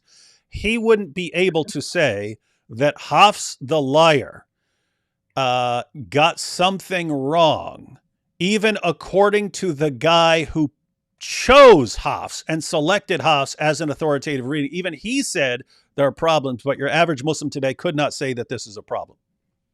Exactly. Correct. So actually, and it's a very a basic mistake as well. Like a mistake between a noun and a verb. Right. It's a very basic mistake. Like the sentence is meant to be, the duty of all men is to come to the house. To come, a verb. He says it as a noun. Yeah. And even his fellow student, Shu'ba, who also learned from Asim, he gets it right. Right. So again, Asim, now that, has been canonized to have just 2 transmitters each, 2 students each, he has Hafs and Shu'ba. They differ here. Yeah, they're different. Hafs is saying Hajj and Shu'ba is saying Hajj. Yeah. So this is so they're both claiming to get it from Asim. Yeah. But yet they're reading it differently, and so we have exactly what Ibn Mujahid said here, and essentially what Daughter of Christ was saying, exactly what he says here, is that this So by the way, when it refers, his name is Abu Bakr, and so sometimes in his books it just says Abu Bakr said. That's meaning like that's what Ibn Mujahid said. Yeah, so that's his first name. Yeah. So he said this is a mistake, and then as we said, Hajj is the verb, Hajj is the noun. So he's saying, look, this is a mistake. Hafs got it wrong. Yeah, the source is Kitab al-Sab'a fil Qira'at, his own book. Yeah. He says that he's wrong here. Yeah. So if you want to take screenshots or whatever, this is all translation of what he's saying here in the Arabic. Okay. Okay. So all right. So now after we were talking earlier about Hatun and how she brought 26 Qurans to Speaker's Corner. Well, one of the things that came out of that was Muhammad Hijab and Ali Dawah. They ran to a sheikh and they're like, 26 versions of the Quran. How do we address that? How do we answer that? And so now they got him to basically get to the point where they say, hey, you know what? There are differences, but there's no contradictions. So let's hear them say that. Would you ever find a contradiction in these? I personally challenge anyone to try to bring one qira'ah where meaning contradicts another meaning. Okay, so he challenges everyone to bring a contradiction between the two readings. One qira'ah, one reading contradicts another reading. So we're going to provide multiple examples of contradictions, and we're going to start with this one here, chapter 10, verse 16. Yep, so that verse says, if Allah had willed, I would not have recited it to you, nor would he have made it known to you. So the part that is different in other readings is the part highlighted. Yep. Nor would he have made it known to you. So in other words, Allah would not have made it known to you. And so we have the different Qurans on the screen here and the translations below. So one is saying he would not have made it known to you, and the other one is saying he would, because one of the letters, the aleph, is deleted. There's a deletion sign on it, meaning it doesn't exist in this recitation of Ibn Kathir. Ibn Kathir, the reader, by the way, not the commentator. And in this reading, it says, it turns it on its head. So one of them says he would not have made it known to you. The other one says he would have made it known to you. Yeah, and the difference is just an elongation of the A vowel. So in Hafs it says وَلَا أَدْرَاكُمْ بِهِ. The la, like the elongation. Yeah, there. it makes the la elongated, meaning not. Whereas the Qumbul version says وَلَا أَدْرَاكُمْ. Yeah, without the long A there. Without the elongation, which actually means the opposite meaning. So the takeaway here is the most straightforward way to have a claim contradict itself is to just add a negation, to add a not. Yep. Correct. So Muslims of the world, Surah 10, verse 16. You go to one version of the Quran and it's, he would have made it known to you. You go to a different version of the Quran, it's, he would not have made it known to you. Is that the same thing? He would have made it known to you. He would not have made it known to you. He would have made it known to you. He would not. Show one contradiction. Yeah, guys, are these the same thing? I will give you a cookie. I will not give you a cookie. I will give you a cookie. I will not give you a cookie. Those are opposites, right? Those are opposites. That would be a contradiction, wouldn't it? Yeah. What was the challenge? What was the challenge? So again, you want to play it again? Yeah, historical background for everyone. Yeah, let me just give the historical background. We'll watch that again. Historical background for years. Dawah clowns, like the two bookends here. These two bookends spent years, perfect preservation, right down to the letter. Only one Quran, not one letter's difference between any two Qurans. Where do they have to find out that is a lie? From Hatun, an ex-Muslim Christian woman who shows up to Speaker's Corner with 26, there are more. She showed up originally with 26 different Arabic Qurans, not 26 different translations, 26 Qurans, that each one was different from all the others in the Arabic. Then Muslims went into panic mode, and where do they go? Do they go to anyone who's going to give them reliable, accurate information? No. They go to the same scholars who know, according to Sheikh Yasser Qadhi, they know this doesn't work. They know there are problems, but they can't stop going to the same exact guys who've been lying to them all along. And their guy says, yes, okay, we got some differences, but no contradictions. No contradictions, so it's not a real problem, right? Exactly. But David, I challenge you. I challenge you. There we go. Let's hear it again. Would you ever find a contradiction in these? I personally challenge anyone to try to bring one qira'ah where meaning contradicts another meaning. Where the meaning contradicts another meaning. And so what you have pointed out here is even among these variant readings of the Quran, here you have 10:16, he would not have made it known to you, or he would have made it known to you. He said there are no contradictions. So can we say challenge accepted and challenge met? Exactly. Yes, but we've got more contradictions. And we've got more. Okay. So we came like with a couple of different commentaries as well, but we can just go to the next example here. So this is another example. Wait, you go back. Was that Tafsir Jalalain? I know he points out. Yes, it was. Oh yeah, there you go. Yeah, just go ahead and read that for us real quick. Yeah, sure. Say, if God had willed, I would not have recited it to you, nor would he have made it known to you, nor would he have made you aware of it. The la wala adrakum is for negation and is a supplement to what preceded. A variant reading has the lam, the la adrakum, he would have made it known to you. Aha. So here we have the two Jalals. So you're talking centuries after the time of Muhammad. They're aware of it, and they talk about it. And even in their commentaries, they would include these textual variants. Somehow, Muslims who, if they were to read Sahih al-Bukhari, Sahih Muslim, if they were to read any of their sources, or if they were to read their commentaries of people like the two Jalals and so on, they would find all of this, and yet they just believed their Dawah guys who said not one letter's difference anywhere between two Qurans. This is, my goodness. Exactly. So we have another one here about chapter 11, verse 81. And this is about the command that was given to Lot concerning his wife. Yep. So here's what the verse says. So the verse here says, the angel said, O Lot, indeed we are messengers of your Lord. They will never reach you. So set out with your family during a portion of the night, and let not any among you look back except your wife. Indeed, she will be struck by that which strikes them. Yep. So the key part here is accept your wife, and depending on how that's vocalized in the Arabic, and we're literally talking about a vowel difference, just a vowel, an A vowel and an O vowel difference, and it completely changes the meaning. So let's show what's going on here in the Arabic. So the majority of readers understand it to mean that Lot is commanded not to bring his wife. So when it says imra'ataka, the A vowel there brings it back to the part of the sentence referring to the first command, set out with your family except your wife. Yeah, you find that in the Hafs, the imra'ataka, it's a diacritical mark. Little dash on the top of the letter. And then the other readings, according to Ibn Kathir and Abu Amr, it says imra'atuka, tuka, not taka, tuka. And so that connects it to another part of the sentence. There's technical grammatical stuff going on here, but just for the sake of it, we'll just read what it's saying here.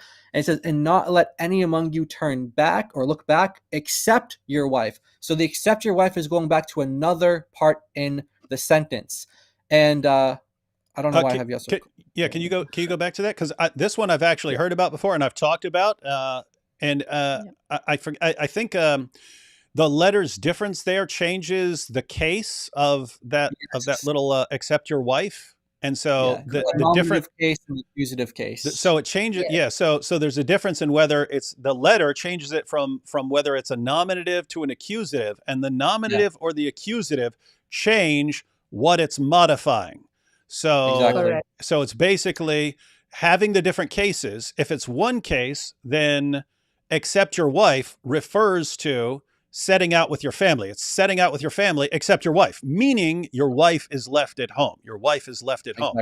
But if you change a letter, it changes the case to where don't look back after you. So in other words, after you leave, don't look back except your wife. Your wife is going to leave, but she's going to look back, unlike the rest of you. And so the contradictory meaning would be, well, one of these things had to happen. Either she went out with them or she didn't. One of those things. So if you read it one way, if you read it in one version, Lot's wife stayed back. Everyone left except her. She stayed back in the city. And if you read it according to another version of the Quran, no, she went out with them, but she looked back. And so you have, if you read it one way, if you read it in one version, Lot's wife stayed in the city. She did not leave. If you asked, if you finished reading it, where was she? She was in the city. She died. She perished with the city. If you look at another version, no, she left the city. She perished because after leaving the city, she looked back. And these would be contradictory meanings. These would be contradictory meanings among reliable and authoritative hadith that don't contradict each other. I mean, Quran passages, yeah. Yeah, exactly. Yeah. So we have a scholar who actually admits to this contradiction as well. His name is Sheikh Ashankiti, and we're going to let Yasser Qadi introduce him because, everyone loves Yasser Qadi. So, we all love him. The teacher of our teachers, Sheikh Shankiti. The teacher of our teachers.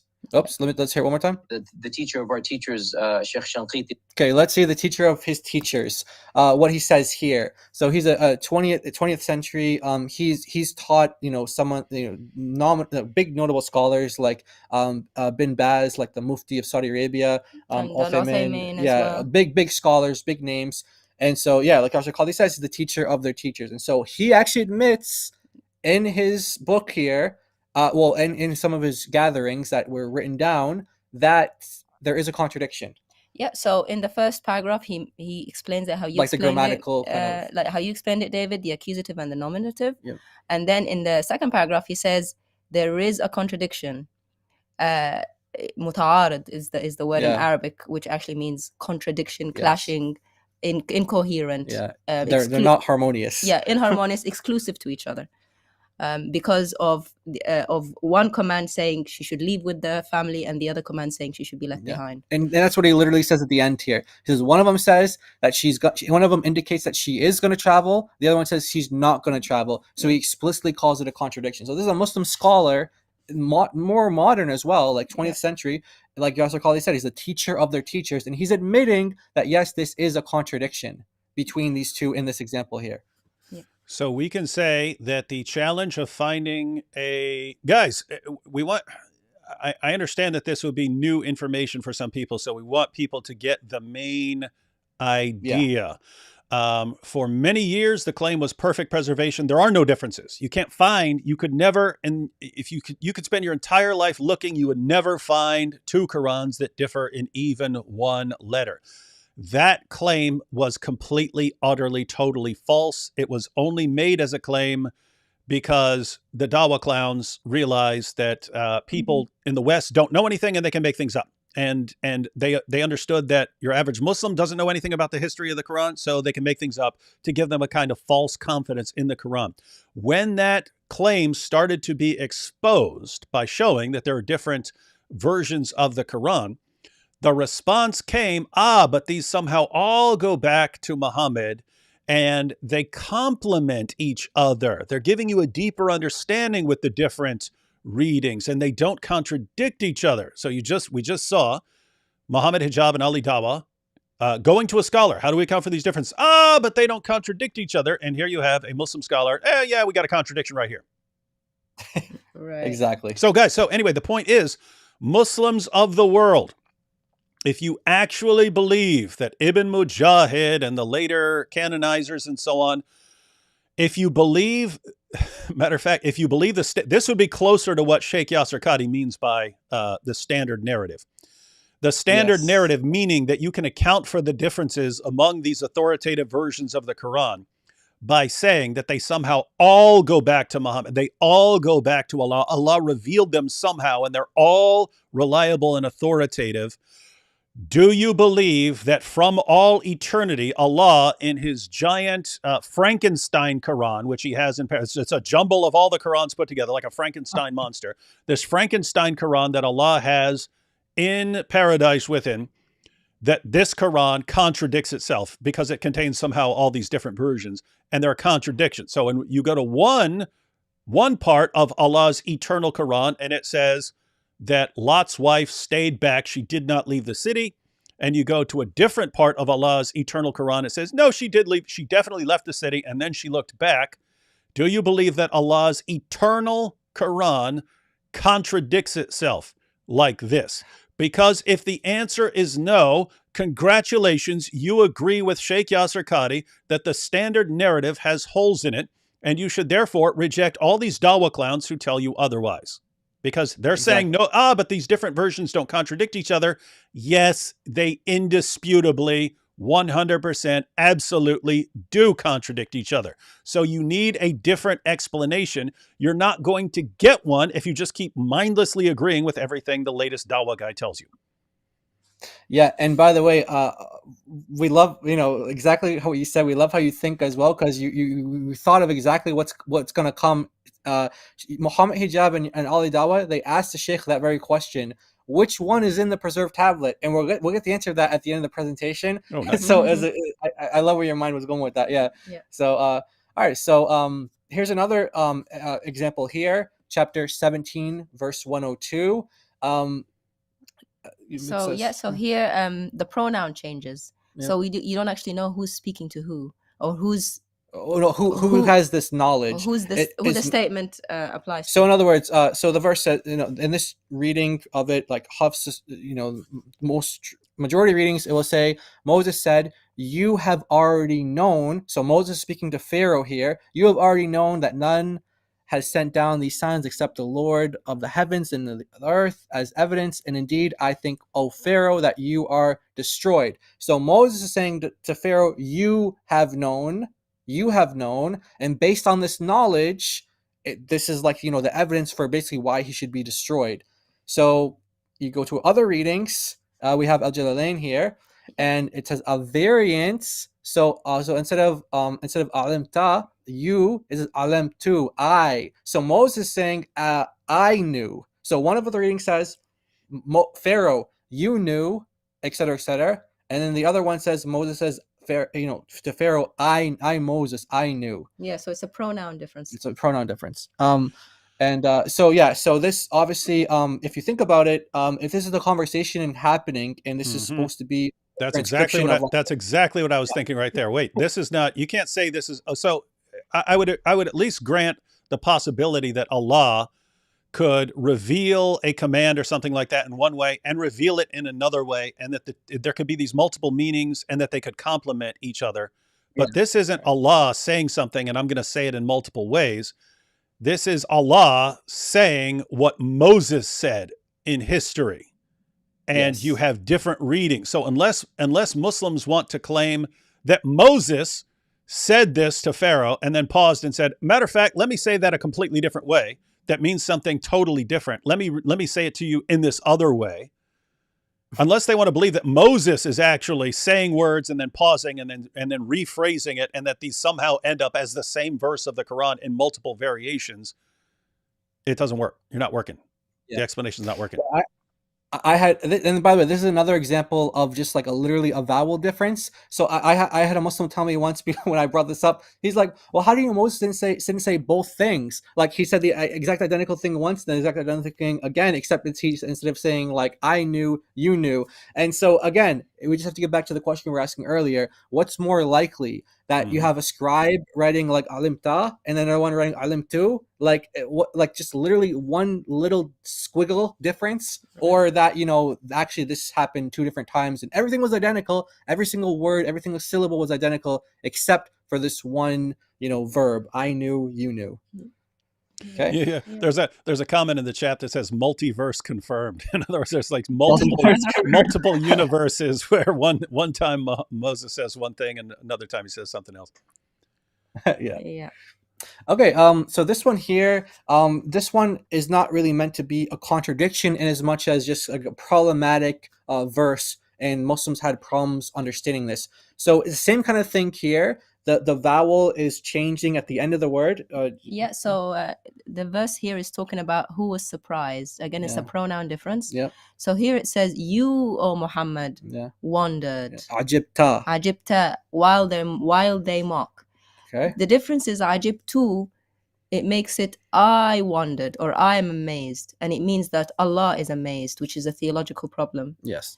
So we have a commentary here from Razi where he kind of gives like an objection that people have, and then he gives his kind of take on this for how he tries to solve it. And it's actually kind of funny, his explanation. But in any case, we kind of highlight him here because he talks about like an issue that people have with this.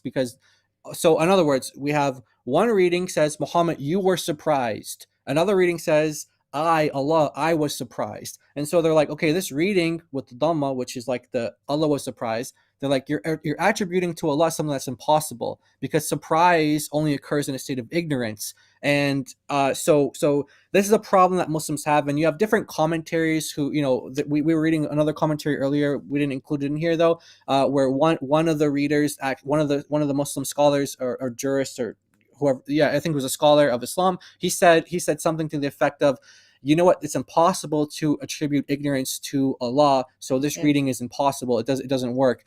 And so, like I said, he comes up with his own explanation for how this works, but this is just a meaning difference here. Was Allah surprised, or was Muhammad surprised? Or, were they both surprised? Yeah, they would have to both be surprised, according to Muslims who think that they all complement each other. Allah and Muhammad together were very surprised. Exactly. Yeah, notice they say it's impossible. They don't say it's divinely inspired. They don't say it's this way and that way. We have a chain back to Muhammad. They don't say it's a ahruf. They say it's impossible. Yeah. So he's giving like an objection that people are having, and he's like, all right, well, and it's a canonical reading. It's one that was two canonical readings. Yeah, that they were chosen. Yep. So these are in the chosen. Hey, you could if I were to take this clip and cut it and post it as a separate video, it would be, Allah is shocked to learn, or something like that. Right. And you would be right. Such and such shocks Allah. Yeah. Exactly. Yeah, exactly. By the way, the reading is called Khalaf from Hamza. Yeah, Hamza. Yeah, one of the readers here. Okay. And so this one is a very well known example. This is in chapter 1, verse 4. So, like, the king of the day of judgment, or the owner of the day of judgment. So Maliki Yawmiddin. So everyone who's kind of familiar with this topic, they've heard of this. But what's really interesting is what At-Tabari says about this. So he kind of represents this early kind of Muslim, 10th century Muslim, and how they understood these variants. So the first reading, he says, like this reading of king, so Malik, this reading, he says, is the more correct reading in my interpretation. Then my interpretation is that the first one is the more correct reading. And so he says that, and he gives a reason for this. And notice his reason is not, oh, these are both from Allah and these are both from Muhammad, and Jibril said it both ways. Actually, we have chains that go back to Muhammad, and we know that Muhammad said it because we have this chain. No, he says, he gives like a logical kind of reasoning for this. He says, so the reading of king is like, okay, you have sovereignty, and it describes exclusive sovereignty and kingship to God. But the owner, he says that it's known that you can be a king. You can't be a king without being an owner, but you can be an owner without being a king. Right. So he's saying. So by the way, Muslims, 95% of Muslims are reading Hafs that says Malik.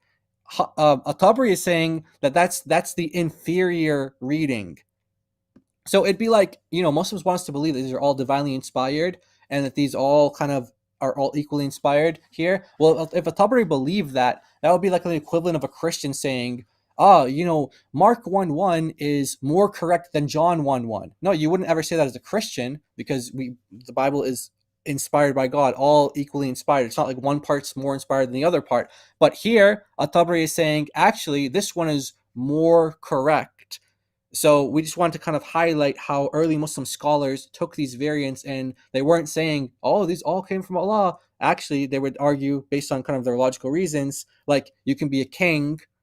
If you're a king, you're automatically an owner, but if you're an owner, you're not automatically a king. So therefore, this reading is better. And also, why are they using logic when Muslims keep telling us that it's the oral tradition that has preserved the Quran? Now they're trying to work out which one's better by using logic rather than the transmission chain, the oral tradition, how they heard it from others. Yes. They're trying to work it out with their brain about what's better. And that's very interesting that you have all these. So you have all these differences in the different versions of the Quran, and it's not a case of let's do textual criticism and try to figure out which is most likely to have gone back to the original. It's just, this one doesn't make any sense. Exactly. Or this makes more sense. So let's go with this one. But the interesting part is some of the decisions that they're making centuries after Muslim scholars have decided what authoritative Islam teaches. And so I'm not talking about this one specifically, but you have later generations of Muslims who are deciding which reading to go with. And by that time, they've all been influenced by centuries of Islamic thinking and whatever their group is, and whatever their group is, and whatever their sect is, and then they get to decide, well, this one doesn't make any sense here, and so we can say, which by the way, just so everyone knows, from the perspective of textual criticism, if you had two passages, if a textual critic is reading two passages, and one fit the later theology better, the textual critic, if everything else was equal, would favor the one that's a bit more awkward. Would favor the one that's a bit more awkward, because he would say, okay, we understand why this other variant would arise if people would think, because people were reading it and they said, oh, it doesn't make any sense, so let's change it. They would understand why a variant arose, which they would think it's more confusing to say we had one that made perfect sense and then we changed it to something that was more confusing given theology.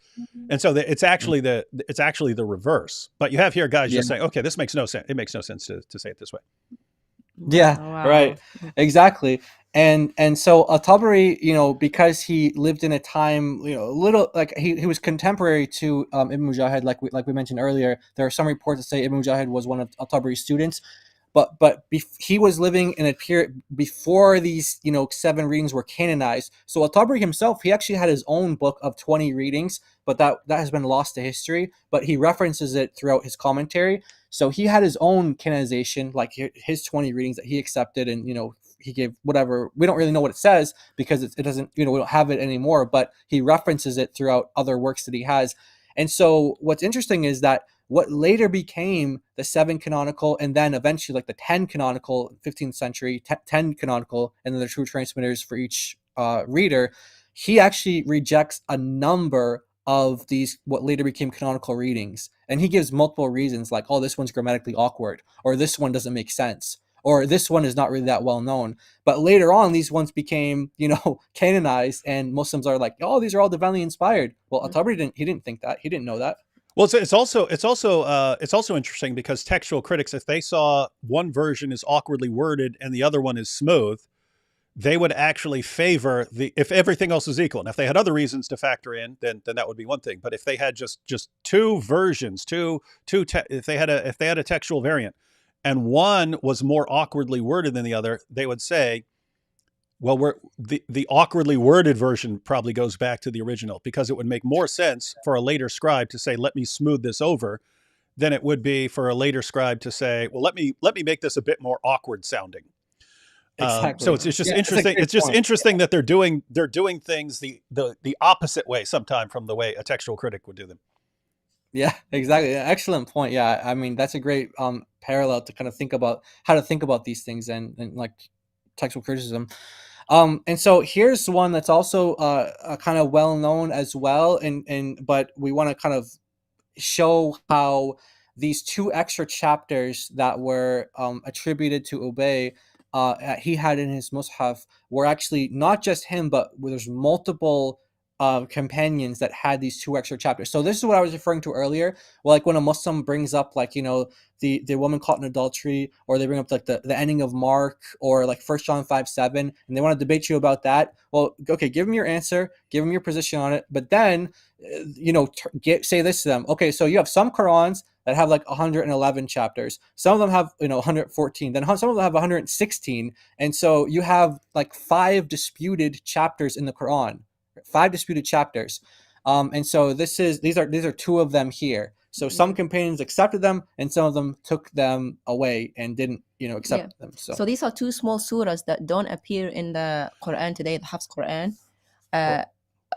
One is called the Al-Hafa. Or the Uthmanic in general, right? Yeah, the Uthmanic, the one that have the Uthmanic. Wait, so just to clear, because again, you guys, a lot of people here know exactly what you guys are talking about. A lot of people, this is new information for. So just to be clear, Muhammad told his companions, according to the hadith, he told his companions, if you want to learn the Quran, learn it from these 4 people who are considered his best, according to him. And on that list of people, you had Ibn Masud, and you had Ubay ibn Ka'b. And later, we have records of what their Qurans were like later on. We don't have copies of them anymore, but we have records of what their Qurans were. And the Quran that Muslims use today is descended from the version of Zayd ibn Thabit. So he's chosen by Abu Bakr, and he's chosen by Caliph Uthman. His Quran that was sent out as the authoritative Quran by Caliph Uthman has 114 chapters, but 3 of those chapters, Surah 1, Surah 113, Surah 114, were prayers. And you had Ibn Masud. He didn't want prayers in the Quran, because he said, what are you talking about? The Quran is Allah talking to us. It's not us talking to Allah. These prayers are us talking to Allah. It makes no sense. These aren't part of the Quran. Then you had Ubay ibn Ka'b. He had Surah 1, Surah 113, Surah 114. He had these prayers, but he had two additional prayers in his Quran, and Zayd seems to have taken a middle approach. Okay, I'll keep 3 of the prayers and not these other 2. And so these are supposedly the 2 chapters of the Quran that Ubay ibn Ka'b had in his, but Ibn Masud didn't have in his because he rejected all the prayers, and they're not in today's Quran because Zayd ibn Thabit kept 3 of the prayers, but not all 5. These are the remaining 2 that, according to Ubay, who was, according to Caliph Umar, the top reciter of the Quran and one of Muhammad's 4 chosen people to learn the Quran from, he said this is the Quran, and Zayd didn't. This is what we're dealing with right here? Exactly. Yes. Okay. Yeah, you got it. 100%. Yeah. So these 2 surahs, Muslims will not know them. They're called Al-Hafad and Al-Khala. You won't find them in any Qurans that you buy in the bookshop today. You will only find them if you read certain classical books, like we will mention, some scholars that actually do put the stories of how these surahs were in those Qurans. Yep. This is, just want to give the reference for the source here. So this is one of the Jalals, famous commentator Al-Jalalain, one of the Jalals, As-Sayuti, Jalaluddin As-Sayuti. This is from his book here, where he gives these references that we're about to quote. And the book is called the Durr al-Mansur, Volume 8, page 695, the online version. He says that those 2 surahs, it was told to us by Musa ibn Ismail that we read it in the Mus'haf of Ubay, like you mentioned, David. They're both in Ubay's Mus'haf. And here it says what these verses were. Oh Allah, we seek help and forgiveness from you. And they said that this is now a surah. Hamad said this is now a surah. Notice the word now. Yeah. Right? It wasn't before. And he mentions the other surah again in the blue. Oh Allah, we worship you, we pray and prostrate to you. They're like supplications, what Muslims think of as supplications, but they are actually surahs from Allah. Yep. And notice you also have it in the Mus'haf of Ibn Abbas as well. Yep. So you have it in Ubay, you have it in Ibn Abbas, you have it in Abu Musa al-Ash'ari. You also have it of Anas as well. Yeah, and Anas ibn Malik. There's a very important quote here at the bottom. Anas ibn Malik was a very close companion of Muhammad, said, by Allah, the 2 surahs were sent down none other than from heaven. Wallahi in anzalata illa min as-sama'. Yes. Meaning that they are from Allah, but you will not find them in the Quran today. Yes. So all these companions saying these are definitely the Quran. These are in our Quran. They're from none other than from Allah, none other from heaven. Right. And there you go. So yes, they're lost now. In fact, there's a Islamic scholar, non-Muslim but Islamic scholar by the name of Sean Anthony, who has a paper written on this. You can find it online, download it for free on academia.edu, and he actually has it titled "The 2 Lost Surahs," and he goes through all the sources and basically concludes that this should be considered as the corpus of within the corpus of the Quran. All these companions and more actually believed it was part of the Quran. Yep. Anything you want to say, David? No, it's just interesting because, again, these decisions, so the decision whether to include these 2 chapters or not include them, or whether to include Surah 1, Surah 113, Surah 114 in the Quran, these decisions are made by later people who are disagreeing with people. And the people who are disagreeing, like Ibn Masud disagreed with Ubay ibn Ka'b. They disagree, but they're both on Muhammad's list of the people that are the most reliable and authoritative teachers of the Quran. So it just for me, it connects to what Sheikh Yasser Qadhi is saying. He's saying even today, our greatest scholars do not understand what to do about this stuff.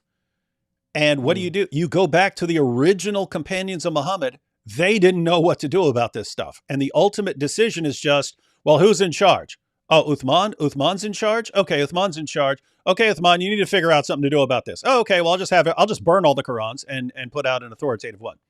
Well, wait a minute. You've got Ibn Masud. He says you got the Quran wrong. And Ubay ibn Ka'b, he said you got the Quran wrong. Well, we don't care about what they said. Let's go with this version of the Quran. When the people he's rejecting, the people he's saying, well, who cares what they said, are the people that Muhammad pointed to who are authoritative on the Quran. But even they didn't agree with each other. And so it's just this, it's this amazing situation where Muslims, did Muhammad know who the best guys on the Quran were? If you say yes, you're in trouble because two of his guys disagreed with each other, and both of those guys disagreed with the later Quran.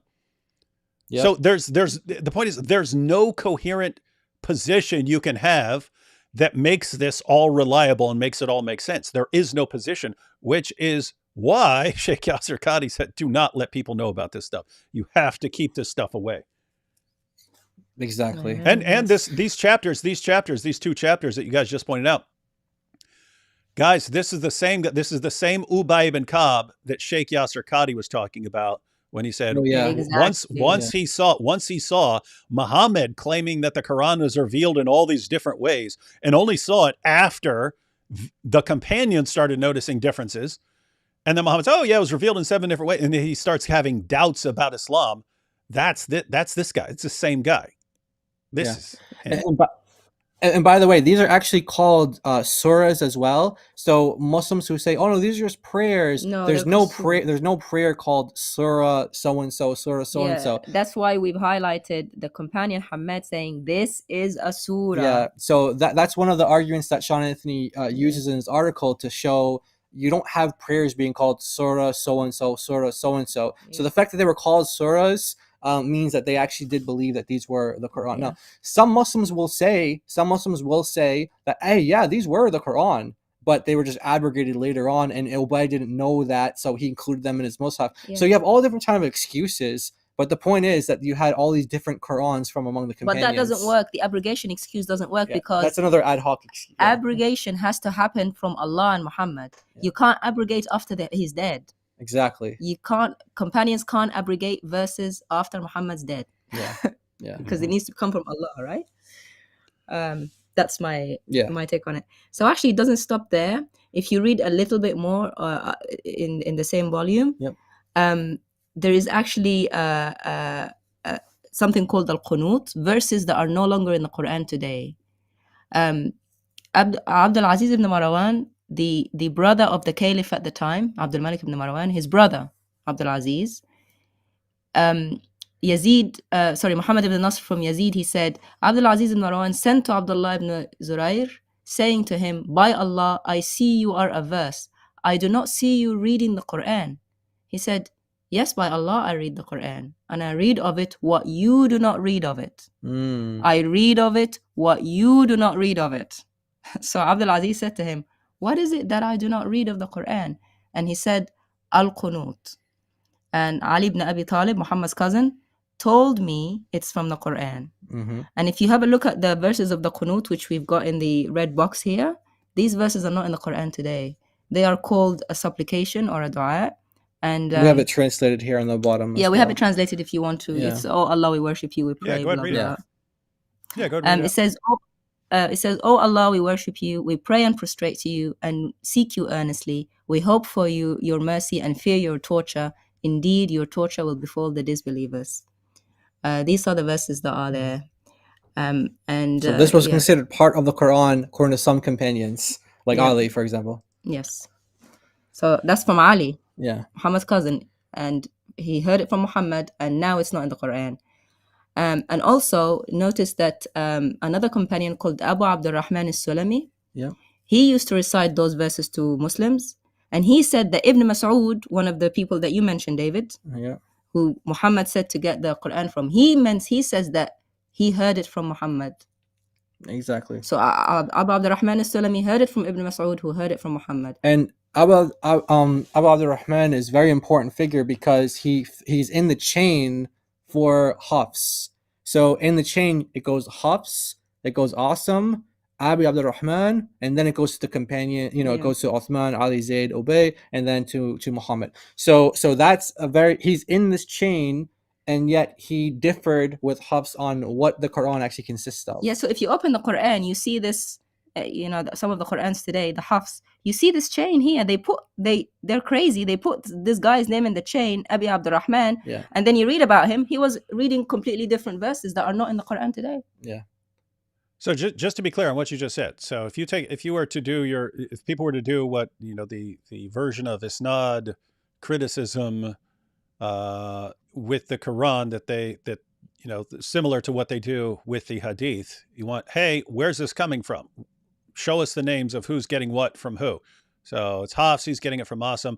He gets it from this guy, Abi Abdul Rahman, and you're saying that guy had a different Quran. Yep.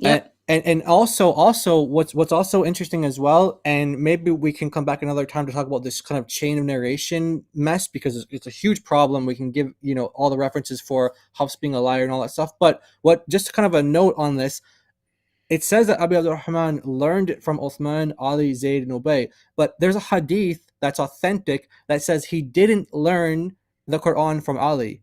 So there's a hadith that contradicts this chain that the Muslims consider to be authentic. So there's other holes in this in the narrative. Yeah, this chain is. It seems like all there is holes.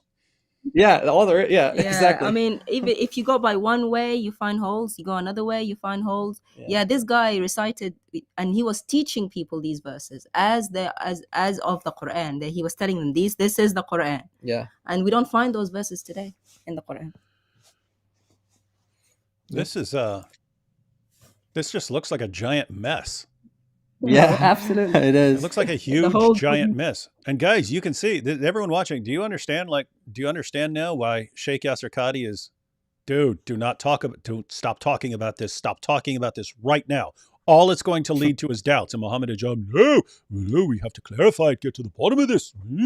Take my class. Just take my class, dude. Talk to me afterwards.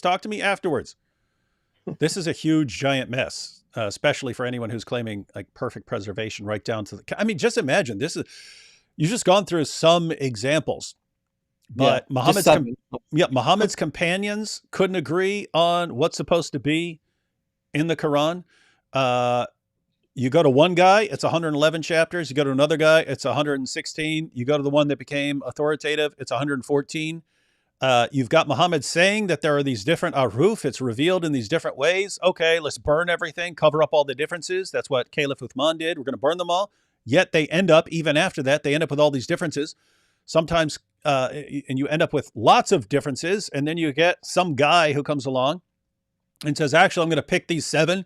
And then people are coming along later. Why are you picking those 7? Those 7 aren't, you didn't even pick the best ones or better ones than those. And 7, why'd you even pick 7? People are going to confuse that with the 7 aruf, and we don't even know what those are. It's just going to cause more confusion. So how about 10? So then it's 7, and it goes to 10. And then, wait a minute, all the students of all these guys are contradicting each other, and they can't even agree on what their teacher said. Okay, we'll pick 2 guys as representatives of each of the 10. And so we've got these 20. And you look and they have contradictory meanings of their verses. And somehow you get to the 20th century and Muslims say, perfect preservation, not one letter's difference anywhere between any 2 manuscripts. And people don't know any better, so they buy this nonsense. And then when it gets pointed out to them, hey, wait a minute, you're lying. We've got 26 different Qurans right here, right in front of your face in Arabic, 26 different Arabic Qurans. How do you explain this? But they don't contradict each other. And they do. They do. They do. Oopsie. Oops. So we have a surprise here at the end, where they ask the Sheikh, okay, they say to us, okay, so you guys are saying Muhammad said it like this, he said it like this, he said it like this, he said it like that. And we've already explained how the early Muslim scholars didn't necessarily view the readings like that, but we know Muslims view them like that today. So he asked the question to the Sheikh, so which one is on the preserved tablet? And you're going to love the answer from Are you the ready Sheikh. for the answer? Here we go. The Prophet said it like this and he said it like that. Allah said it like this and he said it like that. Because they keep asking the question, so which one is in the preserved tablet? What's the answer to that question? The preserved tablet is that of the unseen, and we will not be given access to that. Well, there you have it, folks. You have no idea. But that was actually similar to what Sheikh Yasser Qadi said when Muhammad Hijab tried to get him to say. So Yasser Qadi was he was saying stuff that was extremely damaging to what Muslims believe. He's saying, hey, there are these different qira'at and ahruf, and we actually do not know what to do with this stuff. We just don't know what to do with all these different qira'at and ahruf, and our scholars, they say things, but now we're being called out by non-Muslim scholars, and they're right. The non-Muslim scholars are actually right. Our explanations do not work. So he's saying all of this, and he's telling Muhammad Hijab in that famous interview that they deleted, do not bring this up. Stop talking. Please stop talking about this right now. Muhammad Hijab, please stop talking. He should have just left the interview. It wouldn't have been nearly as damaging. But Muhammad Hijab, see, the problem, Muhammad Hijab's problem was he thought there was actually a solution to this, and there isn't one. And Yasser Qadi knows that Yasser Qadi knew there wasn't a solution. Hijab didn't. Hijab thought, well, I've got the guy who literally wrote the book on the sciences of the Quran sitting in front of me. He's going to be able to clarify this. And so Yasser Qadi talks about the different qira'at and ahruf, and you should never share this information with the Muslim community in general. This is only for people who are becoming scholars. This is the only people who can be trusted with this information. The Muslim community cannot be trusted with this information. Yasser Qadi keeps warning. And then to sort of try and fix everything, Hijab says, if I gave you some blank paper, could you put what is the official Quran on there? Should have been the easiest question in the world. And Sheikh Yasser Qadi said, what? I'm sure people remember Sheikh Yasser Qadi said, not an easy question. It's not an easy question. Sounds like what that guy was saying right there. We don't know. If we were to say, what is the actual Quran on the tablet in heaven, how would we know that? We've got so many differences. We've had so many problems over the centuries. We couldn't do it. And it just destroys the entire narrative. It destroys it. And again, the takeaway question is, Muslims, how in the name of common sense do you keep going back to the same guys who do nothing but lie to you over and over again? How do you keep going back to the same guys where their scholars are saying, keep this secret from them, keep this secret, hide this information from them, conceal this, do not tell people this, give them lies. It's better for them. How do you keep going back to the same guy who the same guys who think it's okay to give you lies to keep you from doubting your religion? How you do that? I don't know. Yes, and another question is, did Allah preserve it like He promised? Because remember, it's a promise in the Quran, Surah 15, verse 9, we will preserve it. So has He? And if He hasn't, then He's not God. And that's the end of it. And you know what? I thought about this as well. I haven't really developed it as much as an argument, but I've been kind of thinking about it. There is a verse in the Quran, chapter 4, verse 82, which says, like, if this book is from other than Allah, some will say, many contradictions, but actually the Arabic is ikhtilafin, which means differences. So it says if there are many differences, then this book is not from Allah. And, of course, there's the subject of how many is many differences, but I think we've shown plenty of differences, just in these 7 examples, but there's multiple, I think Hasuna is like over 9,000 or so. Right. She's documented thousands of differences. So by that verse, if it's not from Allah, then there'll be many differences. Well, we can show many differences, many different versions, and by the Quran, therefore it's not from God. Well, so multiple layers of problems here. So one, given what Allah claims, so if you ignored modern Muslim dawah and so on, and you just said, okay, here's what Allah says about the Quran. He says it doesn't contain these, it doesn't contain differences or discrepancies or however people want to translate it. And so, well, given all these things we have, namely, you could pick a version, you go to Hafs and you find contradictions within the Quran, but then you factor in different versions of the Quran and you have contradictions among the different versions of the Quran. So the question for Muslims would be, one, does this, do these things meet the requirement of Surah 4, verse 82? Do these differences add up to enough of a problem? But then two, since you have all these different versions of the Quran and all these problems over time, has Allah kept his promise in Surah 15:9 to preserve the Quran? So keep in mind, that's without thinking about modern dawah. If you just looked at those claims in the Quran, is Allah correct? Has Allah made his case? That's if you ignore the dawah guys. If you go to the modern dawah guys, they spent decades just completely lying to people and thinking, obviously it's indisputable, they believe that it's okay to deceive even Muslims if it helps you have a false confidence in Islam. They would rather you have a false confidence built upon a foundation of lies than for you to know the truth and doubt and leave Islam. How do you trust those guys? I'm legitimately trying to understand it. Apart from just massive brainwashing that somehow takes place in the Muslim community, where you're incapable of questioning these guys, no matter how much they lie to you. I can't understand it. Again, if it were a politician, if it were a Christian scholar, if you catch the guy lying over and over again, how do you keep going back to him? I couldn't do it. I wouldn't trust a person anymore. If you told me one flat out lie and I found out it was a lie, I would not trust you anymore. You may be saying true things in the future, and you may be able to win back my trust after explaining the lie and then showing how you've changed, your character has improved, then I might come to trust you in the future.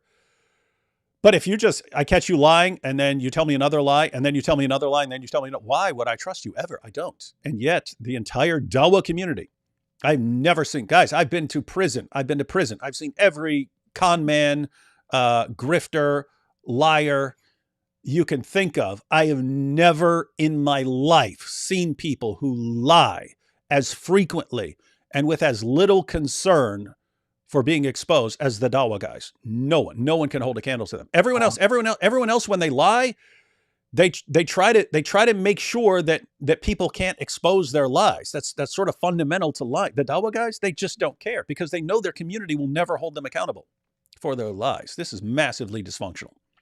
Dysfunctional. All right, guys. Anything else you want to share or sum up or anything else before we take some super chats?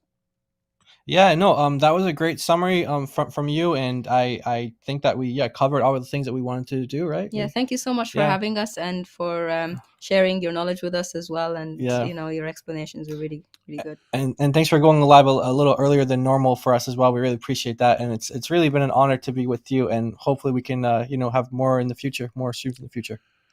Oh yeah, absolutely. And guys, anytime you have anytime you're putting together a presentation or something like that and you want to get out there, let me know.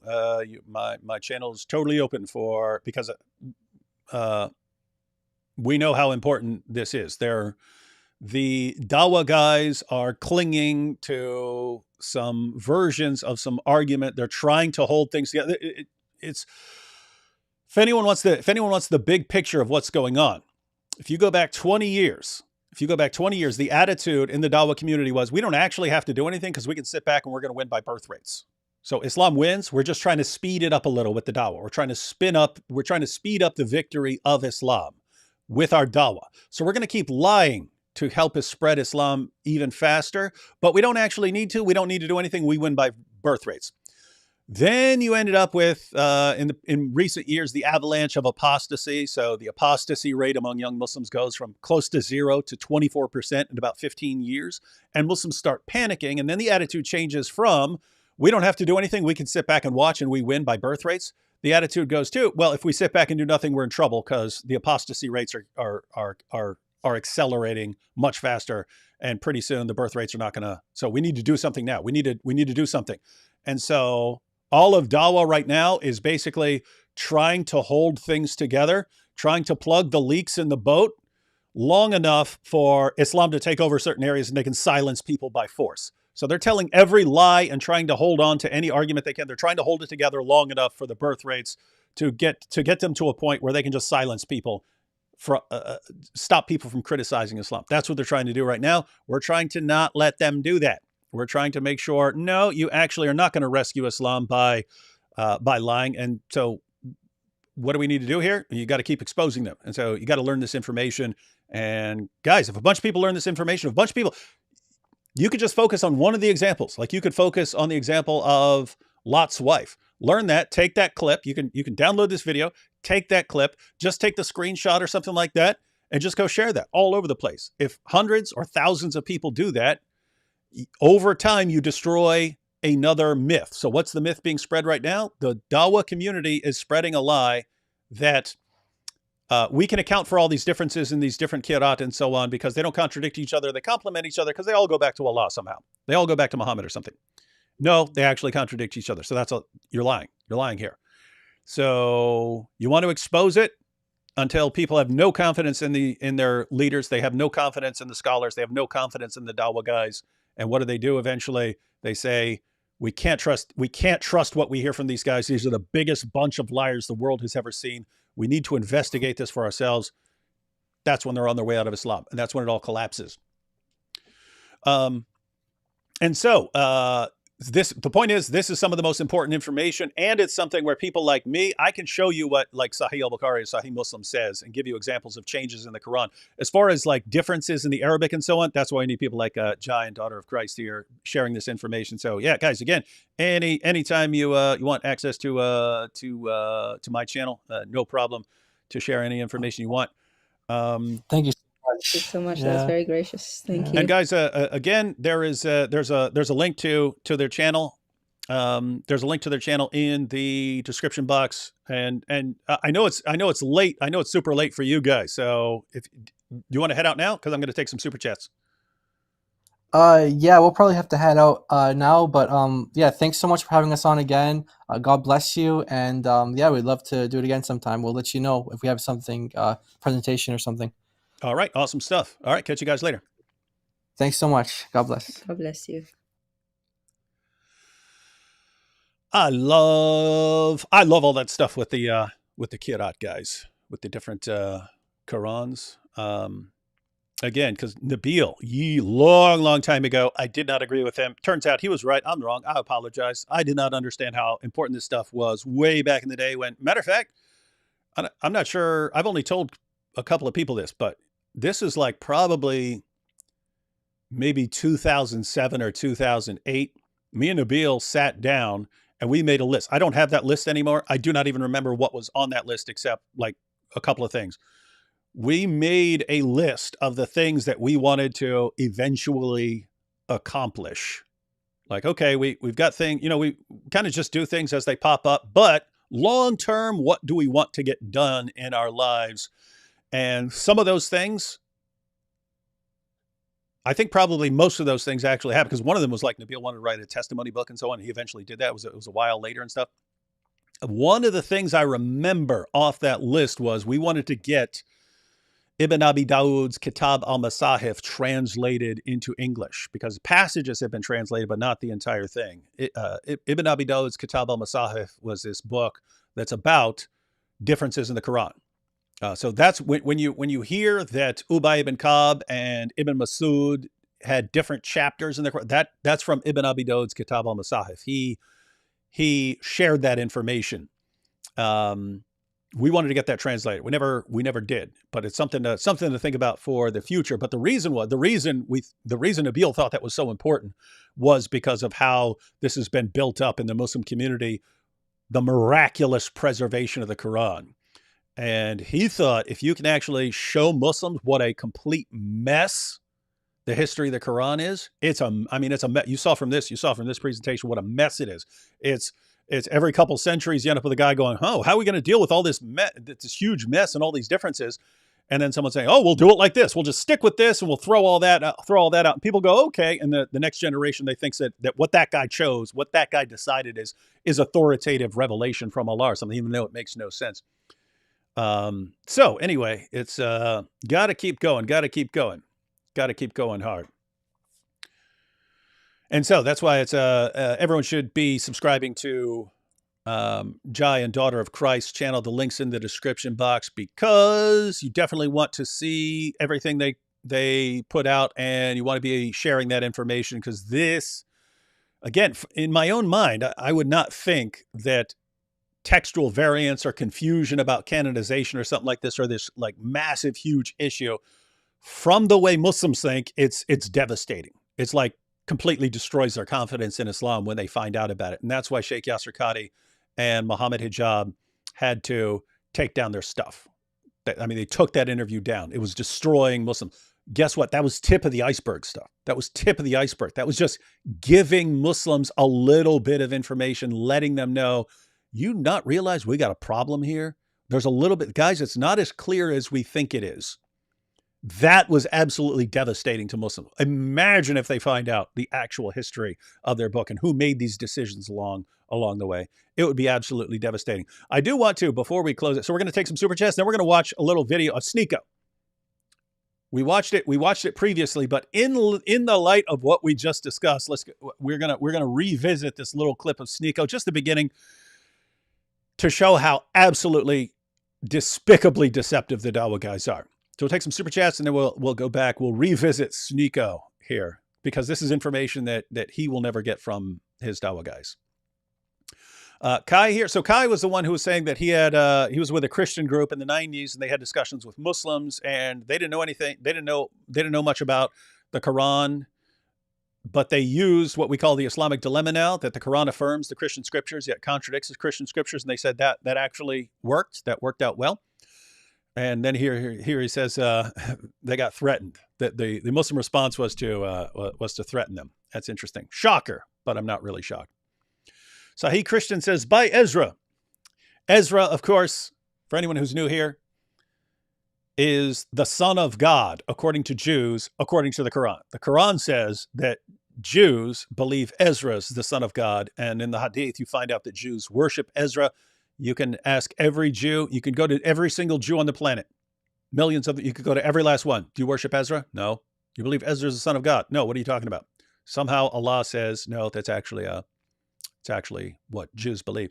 By Ezra, it was in the Gospel of Hebrews, not the book. An early church father cited the adulterous woman story and attributed it to the Gospel of Hebrews. Masab should become the smile of Islam. We're talking about Islam. Masab has one of the most epic stare downs ever. Looks very intense. He would do very well if he ever had. Well, he's been in jail and so on. So, but yeah, he'd do very well walking into a prison looking like that. People wouldn't want to mess with him.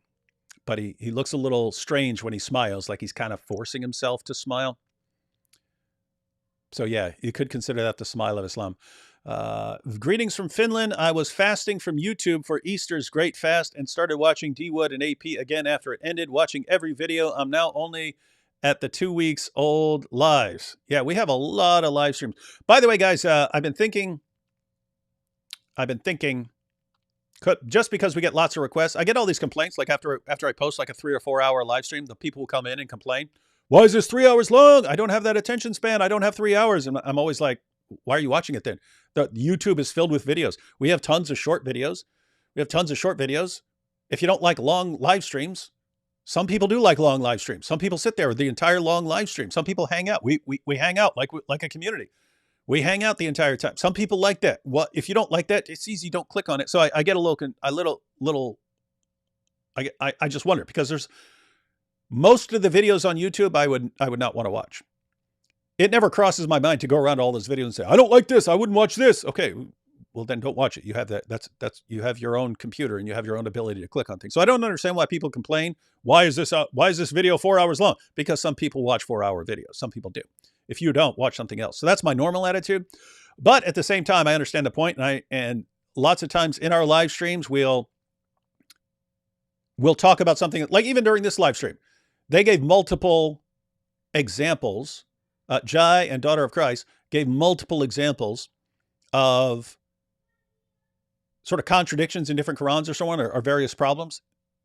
I'm thinking I might make a separate channel for like clips like that. In other words, if I can take a section, like a 5-minute section, and it's a coherent point where someone explained, like again, if Jai and Daughter of Christ just explain one difference between two versions of the Quran, and it's sort of a standalone video. I'm thinking I might, after our live streams, chop up a couple of sections where we're making one point and post that on a separate channel for people who don't want to watch the entire live stream. So anyway, long story short, our brother from Finland here, if you don't have time to watch the full live streams or something like that, I might be posting like the separate little sections on a different channel for people who aren't going to watch the really long live streams. Let's see. Hope either Jai or DOC is Turk, or I'll have to unsub. That's weird. Most people have the opposite reaction. Like they better not find out that they're Turks. Random jizya, just to remind you, don't eat paper Quran again. Instead, make cheeseburger with ketchup, written Quran verses instead. I can do both. The Great North strikes again, eh? The Great North. Just take out the great part and say the North. And A. You see, we burned the Quran, but he burned it not. But so it was made to appear to him, and those who differ only strengthen our iman. I've been thinking about that as a response to any question or objection that anyone could ever offer. I mean, Muslims, like a Muslim, what? Explain this to me. I'll go, first explain that you're really here. Show me how I know that you're really here and Allah's not tricking me. How do I know Allah's not just trick? Given what you believe, how do I know that Allah's not deceiving me into thinking you're asking that question?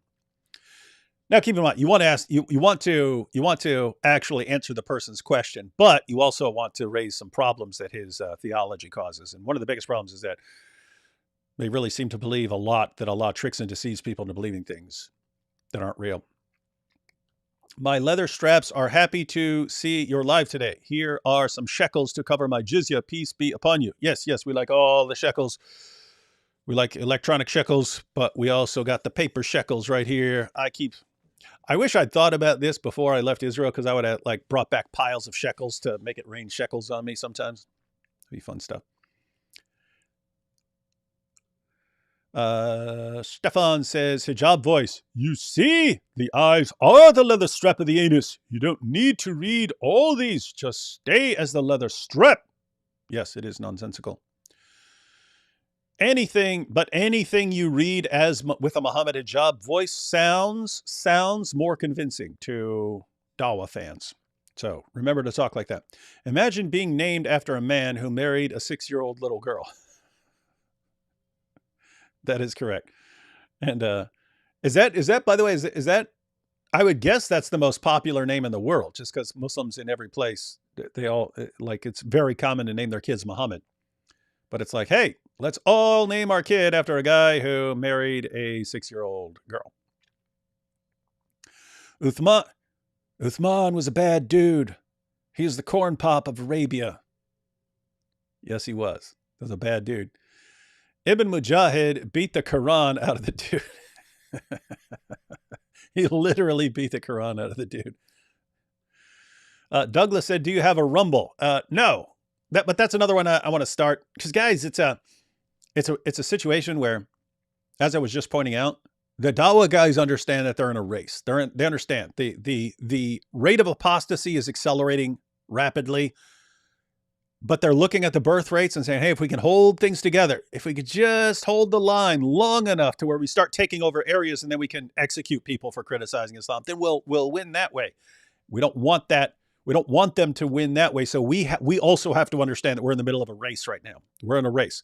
We're in a race to accelerate that apostasy rate even more and to see the collapse of Islam before it can take over and force people into saying what they want to say. So that would include using everything we have available to us And that would include not just YouTube, but, X and Rumble and all these other sites. And so that's something. No, I don't have a Rumble, but I'll probably make one. In fact, if I'm setting up another YouTube channel for like short segments, it'd be weird to call it should call the channel Inside David and AP's Shorts or something like that. I don't know what to call it. I don't know how to call it with short. I don't know how to call it shorts, like short versions. I don't know how to call it shorts without people thinking about being in our shorts. I don't know. But maybe if I'm setting up another YouTube channel, maybe I'll put that one on Rumble as well, and then I could just upload the videos there as well. Pants Schmantz says, this has been super interesting and enlightening. What a wonderful gift you provided. Really, thank you. We'll try to memorize this. Yeah, so guys, notice there was lots of information there. That's all information that you could learn. You might not know the Arabic. You might not want to take the time to learn Arabic and so on, but getting the meaning of everything that was saying and learning that, you will already be light years ahead of the vast majority of Muslims that you'll ever come into contact with. So it's good to learn. But again, as I pointed out, even for people who don't have time to learn all of this, you don't have to. Learn one thing, learn one example, learn one source, learn one verse where you have differences and so on. Learn one thing and share that. If 1,000 people who think, well, I can't learn all this, well, guess what? If 1,000 people who aren't going to learn tons of stuff learn one thing that actually refutes a lie, that's huge. That's huge stuff. Chloe says, please, if you can, to everyone watching, please help support the hero of Stoke. So that is the She Was 9 Years Old guy. See my community for this link to help him. I love you all. Chloe. So Chloe, on Chloe's channel, she has a link to a GoFundMe. Apparently, the She Was 9 Years Old guy, is in a bit of trouble. Once people found out who he was, looks like it's affecting his, and I'm hearing this lots, people. And I don't know what the situation is with Jai and Daughter of Christ. So notice they don't want to show their faces and so on. When people show their faces, if they can be harassed, if Muslims, if the Dawah guys find out who someone is, and that person just has a normal job where they work somewhere, they start contacting and harassing the person. As soon as they find out like how to identify you, they harass you send threats and so on until you end up losing your job. And that's their goal. It's a warning. Do not ever criticize Islam or we will destroy your life. So I've seen this multiple times where someone who puts their face out there or someone can find out their name, then they become targets. It might not be target of actual violence, like people try to kill them or something, but you harass them, you harass their families, you harass their work and so on. Then they lose their job. Looks like that's what happened. I normally try to vet GoFundMes because it is easy to fake. Put up a fake GoFundMe and so on. So I normally want a little vetting. Chloe, I see you've already made a donation, so you can post comments. You've already posted one. You posted, "You're my hero." Ask him to get in touch with me and AP because we'd be happy to. We've been wanting to have him on for a while, but if this is actually, just want to verify this is actually him. But we'll have him on. He can explain the situation, explains what happened, and no doubt we can. It would not take us long to help him out with what's happened to him, because we know the people who watch. There are a lot of generous people in the world who are happy to support other people for doing the work they're doing. So we would be totally happy. We just want to. We'd like some confirmation that this is definitely him, and that this is the situation he's in. But anyway, that works out well because we'd love to have him on. And from Chloe again, Hero of Stoke shares your last name. He is Matthew Wood and a Kung Fu master. I'm not a Kung Fu master. Help his martial arts gym recover. So apparently he's got some trouble here. But yeah, we will check that stuff out. The problem I have is if people know there's contradictions, why do they keep lying? Do people not care about their salvation? I guess this would be a kind of deeper problem. So the meaning here is your average Muslim doesn't know there are any contradictions. Your average Muslim doesn't know about the history of the Quran. Your average Muslim believes, perfect preservation, miraculous preservation, or something like that. So you understand why that person keeps believing. So the question is, if the scholars know, hey, there's a contradiction between this Quran and that Quran, or between this Quran verse and that Quran verse, and they go around saying, no contradictions, perfect preservation. If they know they're lying, like what? Like, do you really not care? I mean, if you got, it's one thing to not know that that there are lies here. The scholars, they know that there are lies. They know about the lies. They know about the contradictions, and they keep saying otherwise. And it's like, what kind of person is this? You're a person who believes that you're going to stand before Allah and give an account. But guess what? If you believe that it's acceptable in your religion, that it's okay to lie to keep people in Islam, then you think it's okay. But the question that then arises is, how could you believe that you are defending the truth when you think that you have to defend it with lies? You believe that you have to lie to defend your religion, and that your God believes that it's okay to spread his religion by lying. How do you not see the problem? How can you think that you have the truth and yet believe that you can only defend it by lies? That's the real issue. Abu Ahruf says only holes. Holes in the narrative. Yeah, needs to be a site called Only Holes, and it's just problems with the Quran and any various holes in the narrative. Mo said, Surah 234. Oh, Mo said, okay, if I can't come in at the front, I will come in at the back door and come inside. Wait, what is this? Hey, you tried to get me to read some perverted stuff there. What's wrong with you? It's a good Christian show. We don't even have any atheists on the show now. So you have no excuse. Got a Christian, and I was met by some other Christians, and you see people come along with creepy stuff. Solitary Emmy. Oh, that was a super sticker. Thank you, Emmy. I'm sorry, but it's a semi-actual quote. Oh, so you're pointing out that this is something actual. This is something that was an actual quote.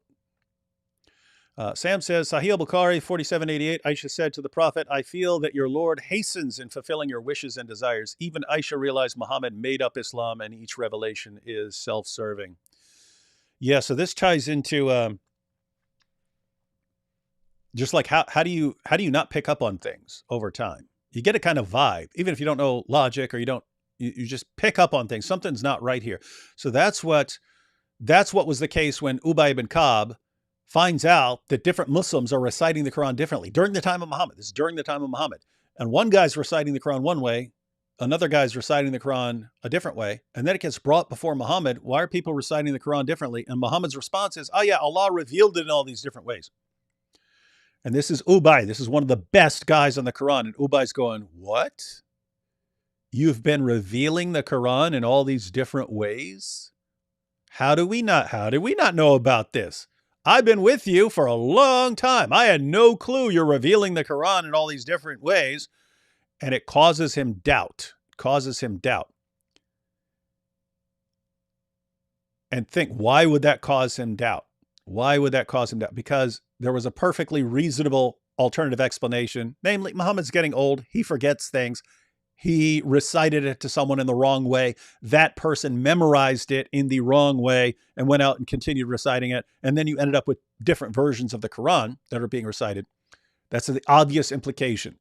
Muhammad can't acknowledge that he's got a problem. So he says what? He says, yeah, Allah revealed it in all these different ways. So yeah, when I told it to you guys in one way and then I told it to him in a different way, it wasn't because I messed up. No, it's because Allah did it. Allah wanted it in these different ways. And so he picked up on that. There's a problem here. Aisha, when she sees, isn't it interesting that every time Muhammad has some perverted fantasy in his head, he gets a revelation saying, yeah, you can do that perverted, horrible thing that you wanted, Muhammad. She picks up on this.